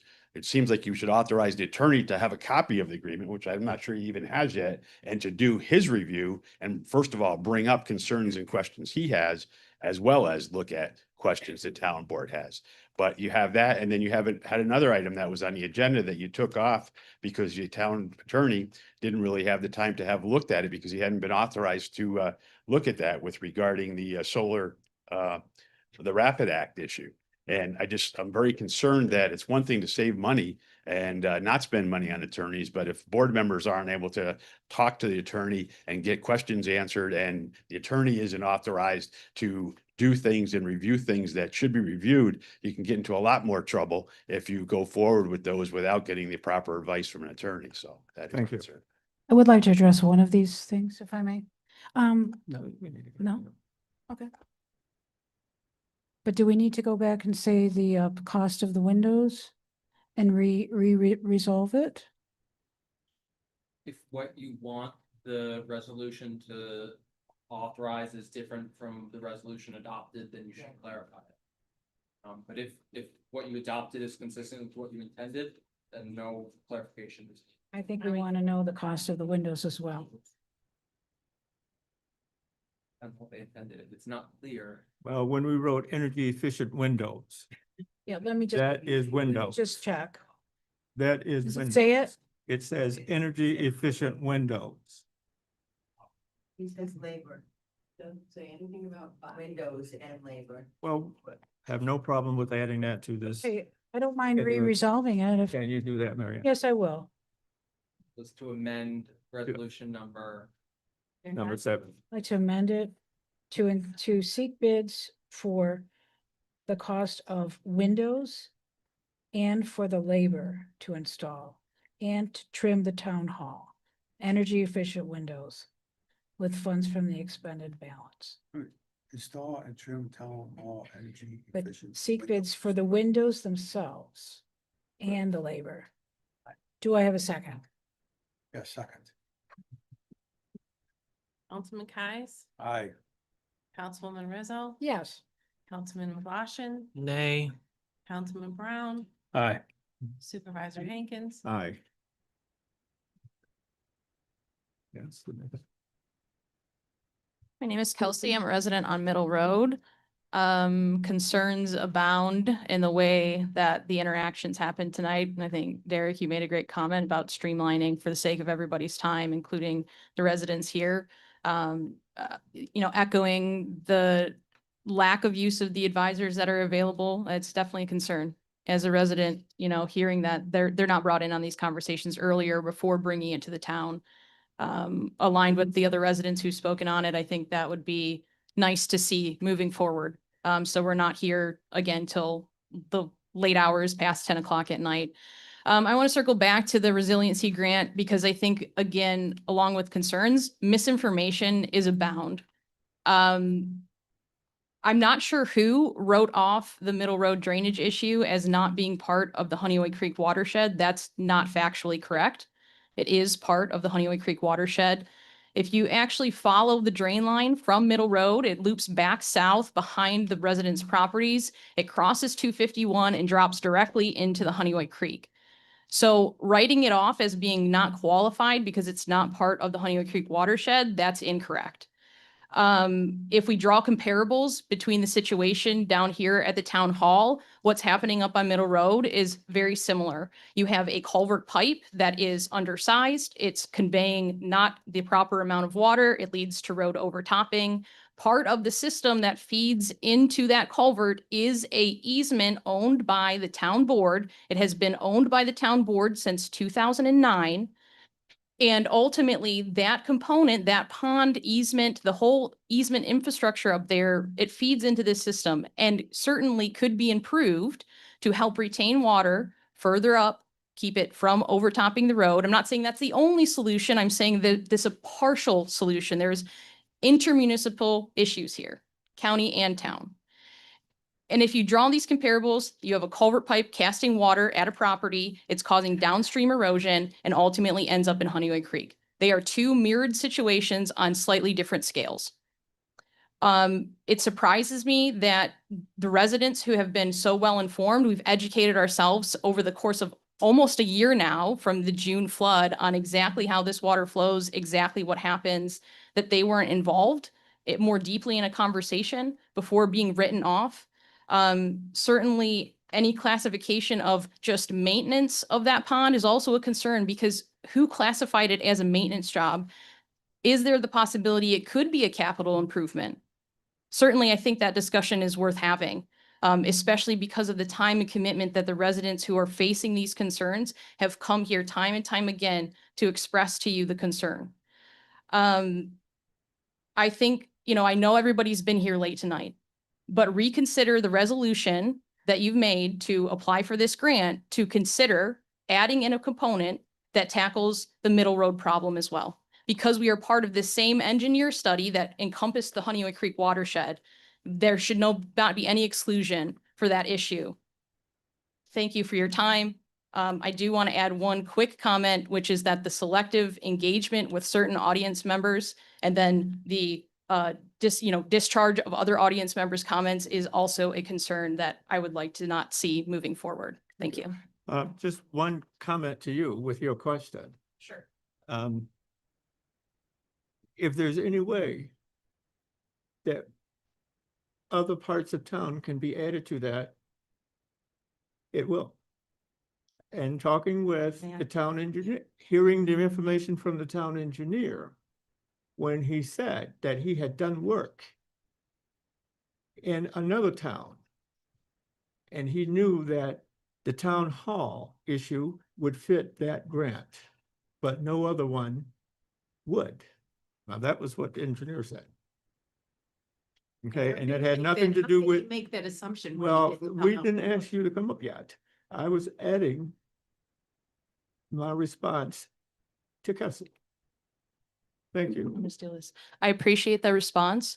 The Honeyway Creek watershed study is something of the order of 260 pages long. I personally read every single page of that report before I brought it to the board so I could understand what was encompassed by it. It encompasses the town of Richmond, it encompasses Honeyway Falls, all of the town of Rush, because we're all part of that watershed. So I don't know if the engineer took a look at that full study before he gave a recommendation. I don't know if he was aware of all the issues in the town Right. before he gave that recommendation. And what I'm suggesting is that we don't write off certain issues that we're aware of unless we're absolutely certain that they don't qualify. And I don't think that that assessment has been done. I appreciate your time. Thank you. Thank you. And I'm just going to follow up. I couldn't resist that 3 minutes are up.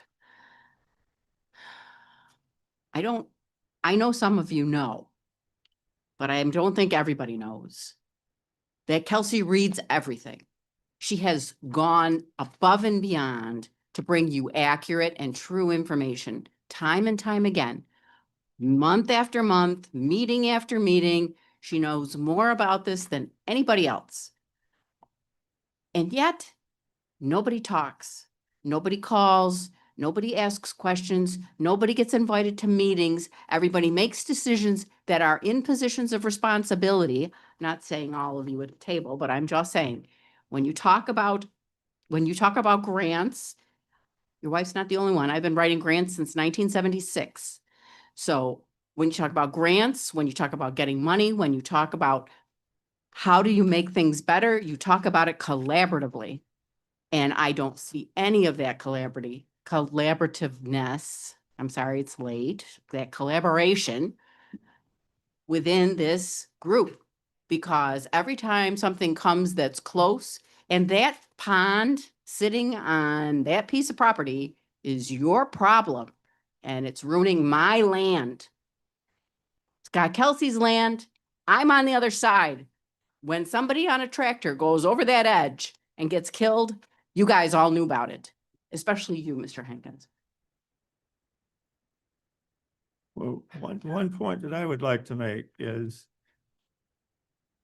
I think in every meeting that I've been in, I've offered as a town to support anyone that is talking about grants and having them write grants.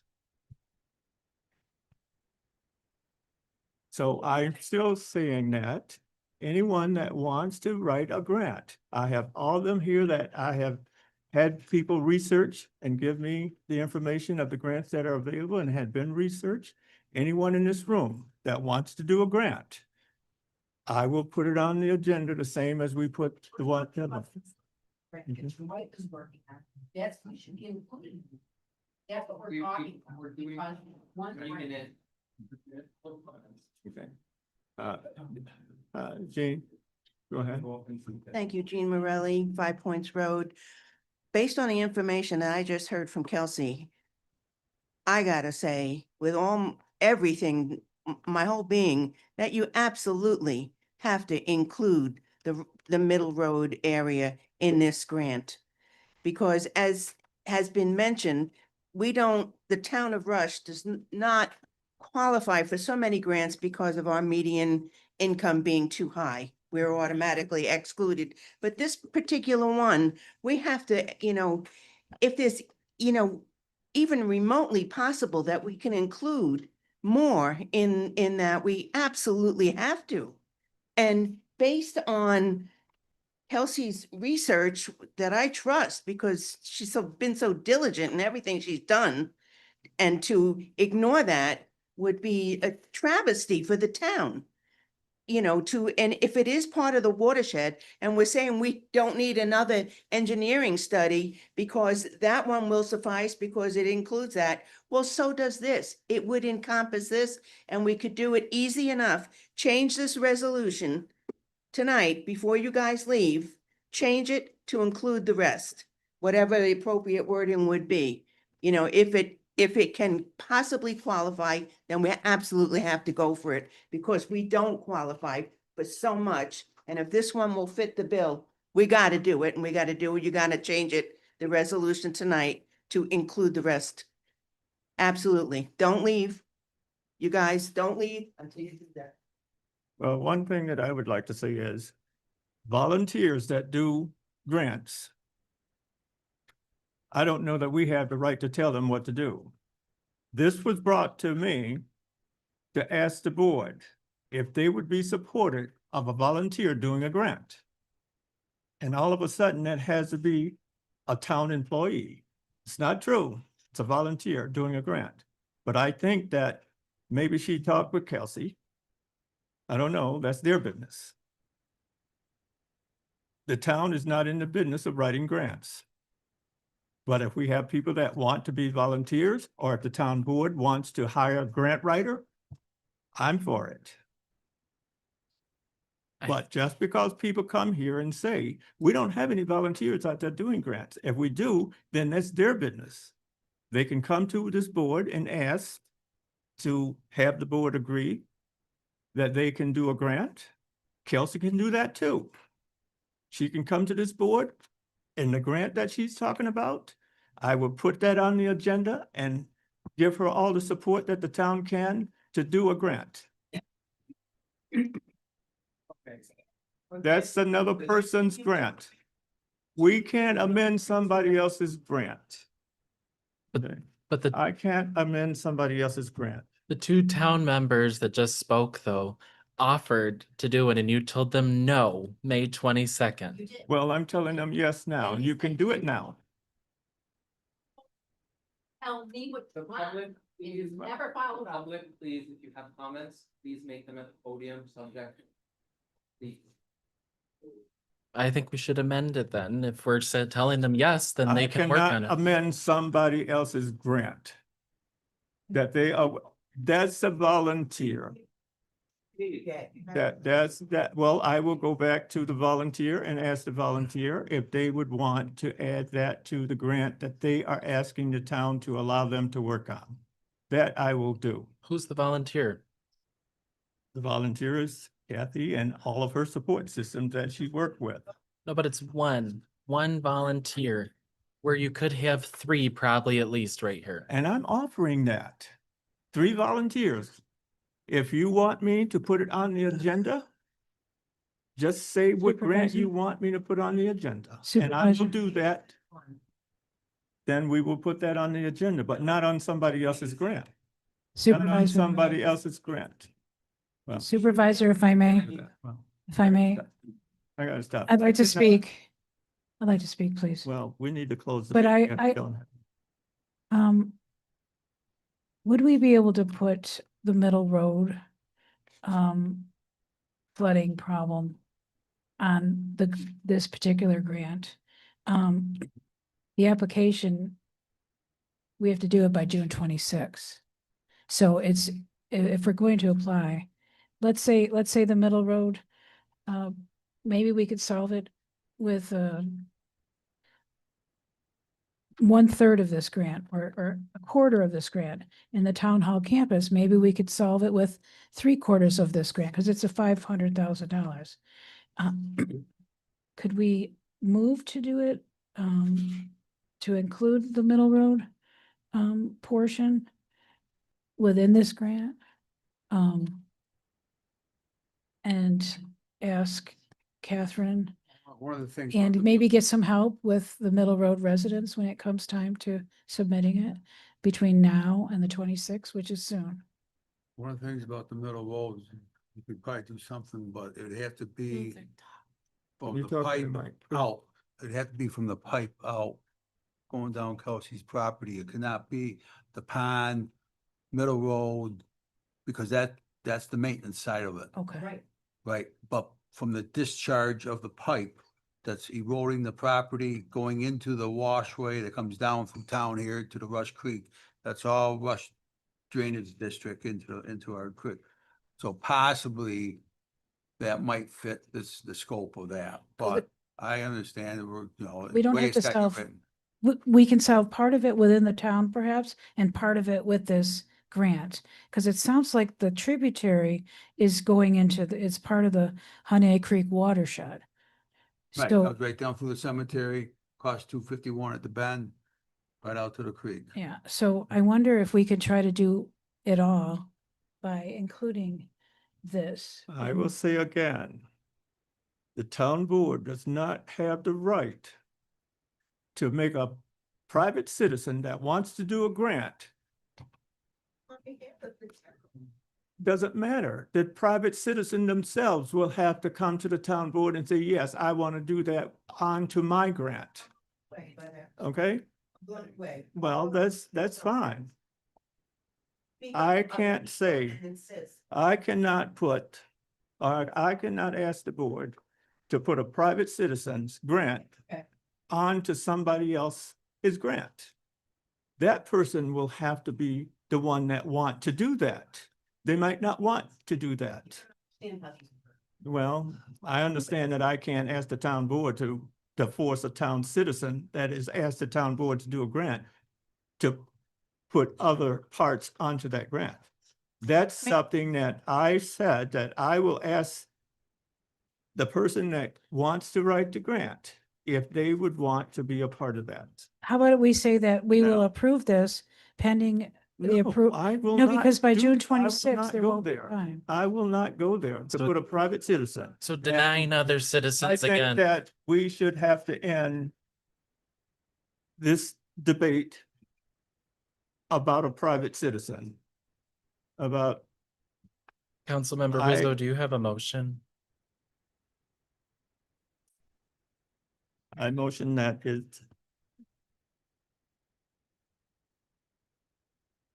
I'd like to speak in the final public comment I would period. like to ask the attorney. How long do we have to carry the public hearing? I mean, the open comment period. It's a discretion of the board. If you want to have a public comment period, have a public comment. Period. If you don't want to have it, you're not required now.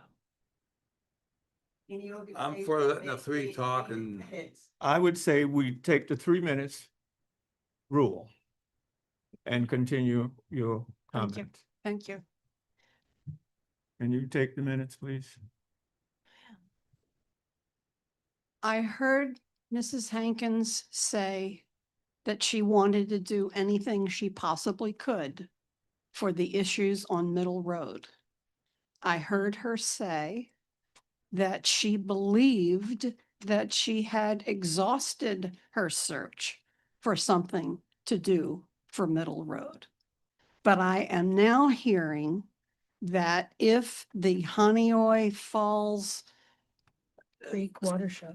watershed 200-page report includes other towns, then certainly it includes Middle Road. And to not reach out to Kelsey and Mary Ellen to ask their help shut down that portion of town. I believe that Kathy would be welcoming this, but to shut it down now and not amend the resolution to include the possibility of including Middle Road is so foolish. It's so foolish. Thank you. Well, just to answer your question. Phyllis Wickerham, 105 Beyond Court. Supervisor speaking. Include the possibility. That's a different wording than saying that a person that is doing the grant as a volunteer has to become a part of a resolution in the town. I don't have an issue with having this say include the possibility, but with her agreeing to it. Because I can't ask a public citizen that is asked the town to do a grant as a town board to say, we got to make sure that that person has to do that. What kind of supports? That would be something that those groups would have to work out together. Kelsey would have to work out with the person that is asking to write the grant and anyone else that wants to be a part of writing that grant and get their agreement. So I don't have an issue with wording it that way.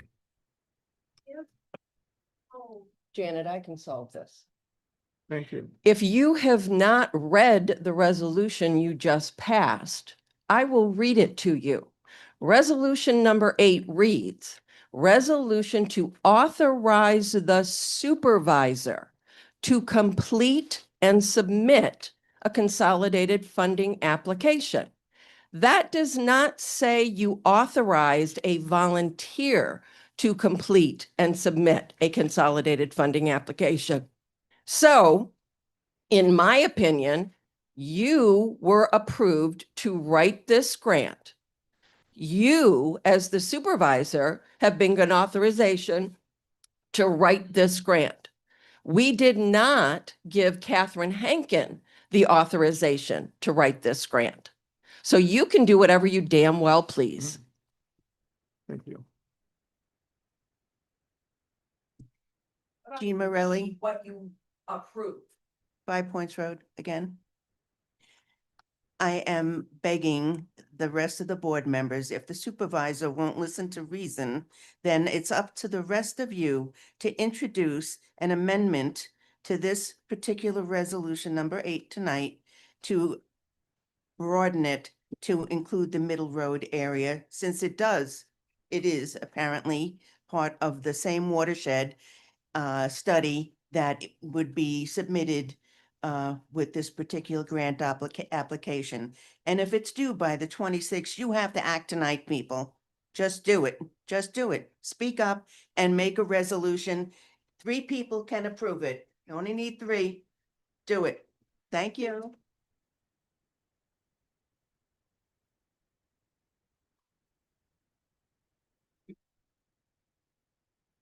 I don't think that we have to go through that. Is it an I able would- thing to do? I would agree.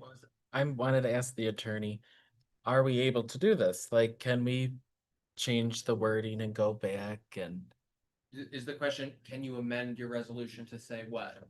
to include this portion of Middle Road in the application and to, I mean, you can amend your resolution if you want. I haven't taken a look at anything having to do with the grant. But if you guys thought that was appropriate, you could amend your resolution. But that's in the town board's discretion, whether it wants to take it out or act on it. Well, I will move to amend the resolution based upon the fact that I know that that is one of the ways that if others were coming to the town to do a grant, it would have to be written up the same way for the supervisor, because they're not going to accept the grants without it being in this resolution that the town board has allowed the supervisor to do. But it doesn't mean that I have to force the writers to write other stuff that they didn't ask to write. but you're the only writer right now. Well, I'm agreeing that you can change the resolution based upon my part and what I'm saying here, so that the grant can be applied for. Because that's what has to happen in order to apply for a grant. We did it with the last grant that we applied for, because when you turn that grant in and they start asking questions, the first thing they're going to know is, am I the one that is allowing that to happen? And we've gone through this, and that's why it's written up that way. But I am willing to put it there that if Middle Road can be accepted into that grant, I'm in agreement to have Middle Road accepted into that grant, and any other part of Rush to be accepted into that grant. But it stops there.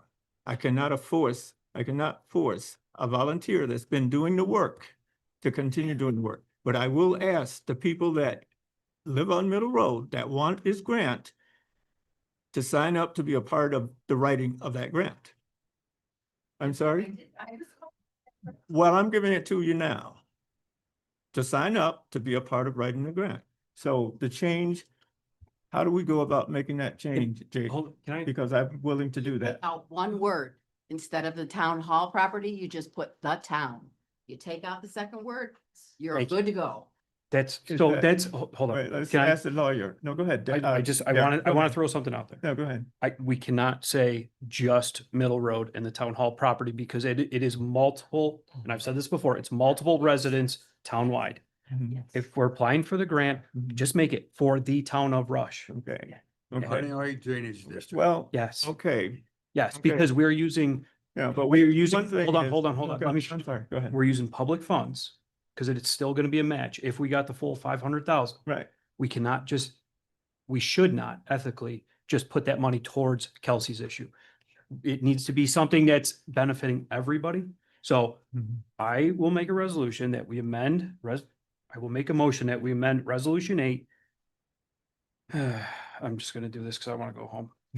Thank you. I so move to authorize the supervisor to complete and submit a consolidated funding application by June 26, 2026 for up to $100,000 requiring a 10% match to mitigate flooding in the town of Rush and Honeoye Creek tributaries watershed to move forward.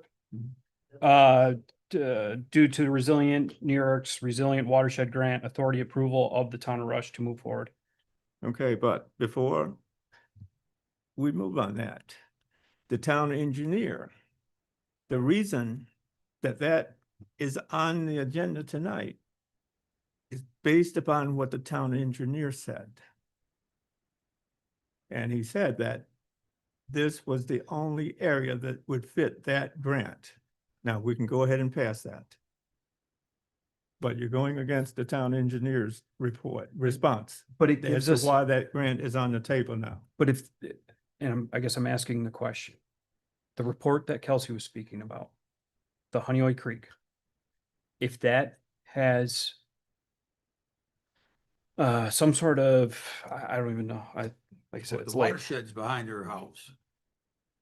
Uh, That's what we're talking about, the grant for the watershed. Right, but what I'm saying is that 200-page document, if that has the information that is needed to support, some improvements that could be done, under the road here, over on 251, over on Middle Road. But this grant will not allow that. That's what you're making your own grant now. Okay? The grant will not allow it based upon what the engineer said. You could have gotten a grant. You could have applied for a grant. I told everybody here, each time we've had a meeting about grants, that this board will agree if you come before the board and say you want to do a grant. And I still say that.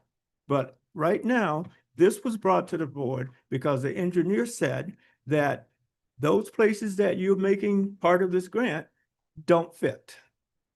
Does not fit. And that's why it was picked up and trying to force enough time to make sure that we can at least get this grant for this part. But in sake of argument, at the very least, We at can least, put- at least we're capturing everything. We can, right? but you're gonna kill the right to get this grant. We're not taking the Okay. town hall out. You're gonna kill. We're just including other parts of the town. You There's can't money do to- that. The grant doesn't allow that. You can't just write a grant for a whole town. You can't do that. You have to write a grant for one particular issue. Okay? But right now, Honeoye waterfall. well, Watershed. I'm gonna say it and I'll have to stop. The town engineer is the one that said he has worked in other towns. And this town hall project is the only one that fits this particular grant that was being asked for tonight. You can't make a grant a whole town. Certain areas for certain grants, This grant's not gonna pay for the problems of the whole town. but. So I think we need to section, I think we can only focus on 2 areas. But there are, we have. Because the- that's all it's we gonna have all pay of the for grants. right now. We have. We all hope of to the work grants. on the other areas in other ways in upcoming But it months, has nothing to years. do with this grant. Nothing at all to do with this grant. You cannot make a grant for an entire town. We need a big appropriation Now, bill for if that. you want to table this, then if you want to force, you can have, I just agreed with I agreed with Derek's resolution. But what I'm saying is, it's going to kill the grant. So go ahead and make the resolution. John Morelli. Thank you, Pam. Supervisor, can I Five Points just Road. can I just ask a question? Because Yeah. I have this email and I had talked to you about this grant. So this says that you're planning a grant application for the Resilient Watershed Grant, RWG, to prevent stormwater flooding on our town hall campus that borders Honeoye Creek and Rush. And then in order to even submit that, you had to get the DEC to allow you to submit it. Right. So does that mean that you can't include anything else in this because it just, they're only allowing you to submit because of the campus? Cause it only says the campus. Well, somebody typed that in. Well, this is from the DEC. This is from the DEC, Resilience New York. at DECNY.gov. Because they were requested, that's how it was requested. That's how it was requested. So it could be something else added. So if this, you're talking about it at the 26th is when it has to be submitted. And your next board meeting is the 24th, but you can have set up another meeting to change it and add that if you just check it out to make sure it's allowable. To add that in. If allowable, sorry. Well, don't We we could put trust the if town allowable engineer? in the, That's the um, I question. do trust the- resolution. I do trust the town And the engineer. town Just engineer is the one that said. Before the town board acts on changing the resolution altogether, get specifics to know exactly if you can change it or not. Don't disregard Right. what you could possibly get. So if you need to schedule another board meeting, the supervisor can do that within 72 hours or schedule another one and have a quorum and make a decision upon it.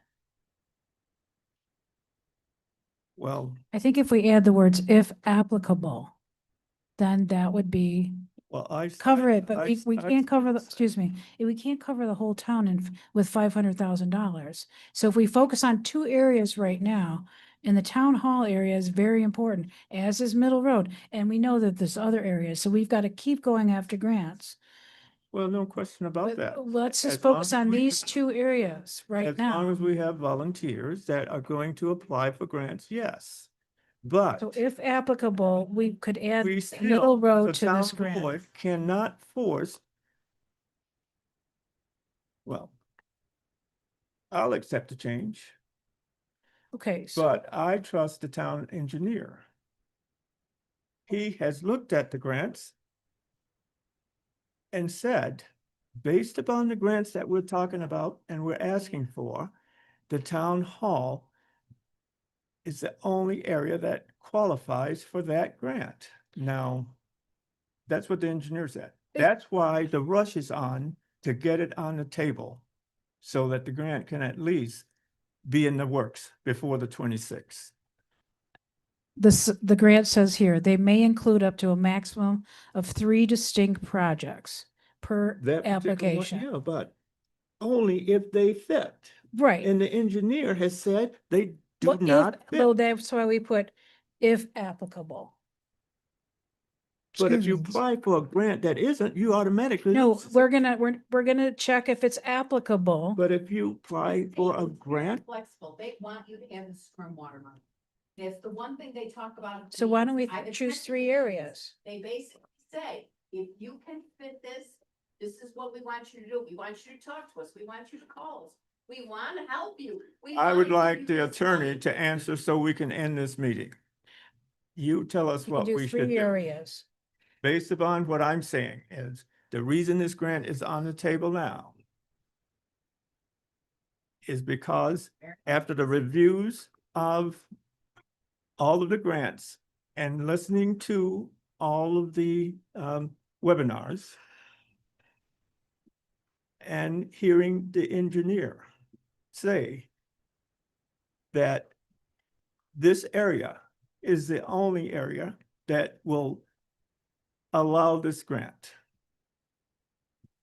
So that's why it's on the table tonight.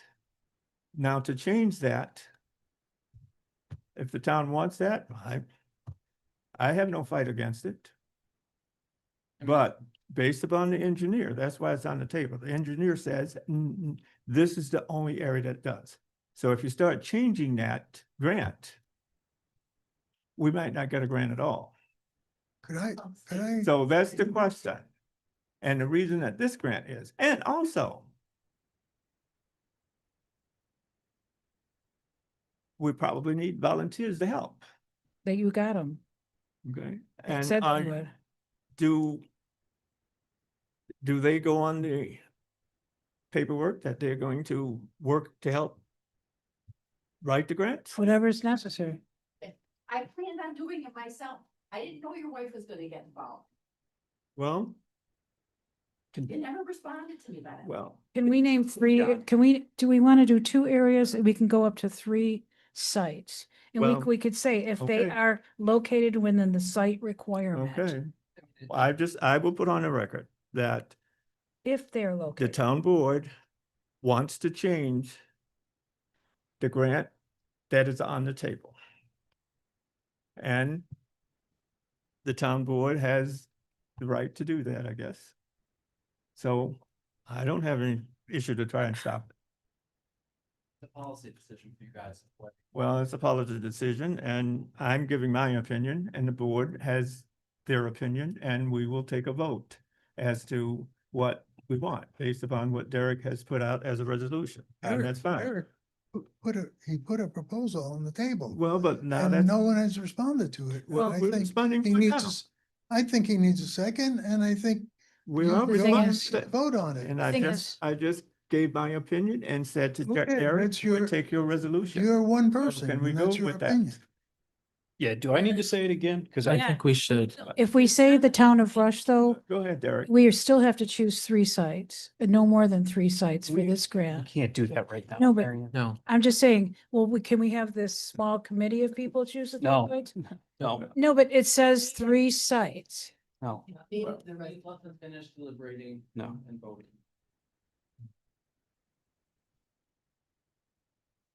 So you have read a resolution. Does the, $500,000 only gonna go so far. well, you want to read it again, Derek, so we can take a vote on it? I'll do my best. Thank you.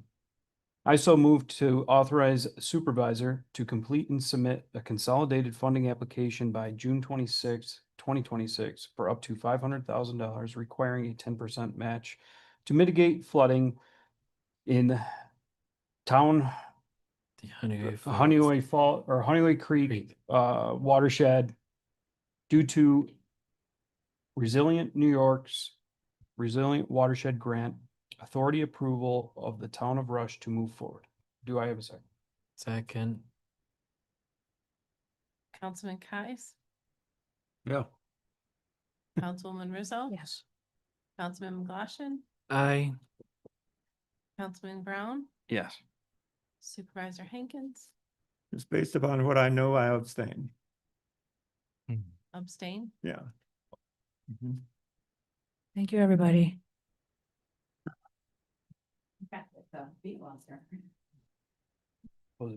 I move to close the meeting. Yeah, well, Oh, upcoming meetings and events. Subboards, zoning board, 6/18/26. Planning board, 6/23, 26. Well, this is. Town board, 6/24, 26. mhm. Yep. And the 29th. And town board workshop, 6/29, 26.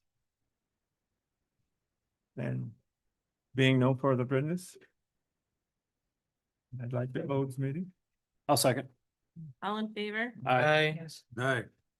Okay. There's a document there that everybody has to sign. Did everybody sign it in duplicate for the? I signed it. Okay. You signed. Yes. It's for the. I just want to make sure. I know. That was for, that's for DJ to do the work on the road.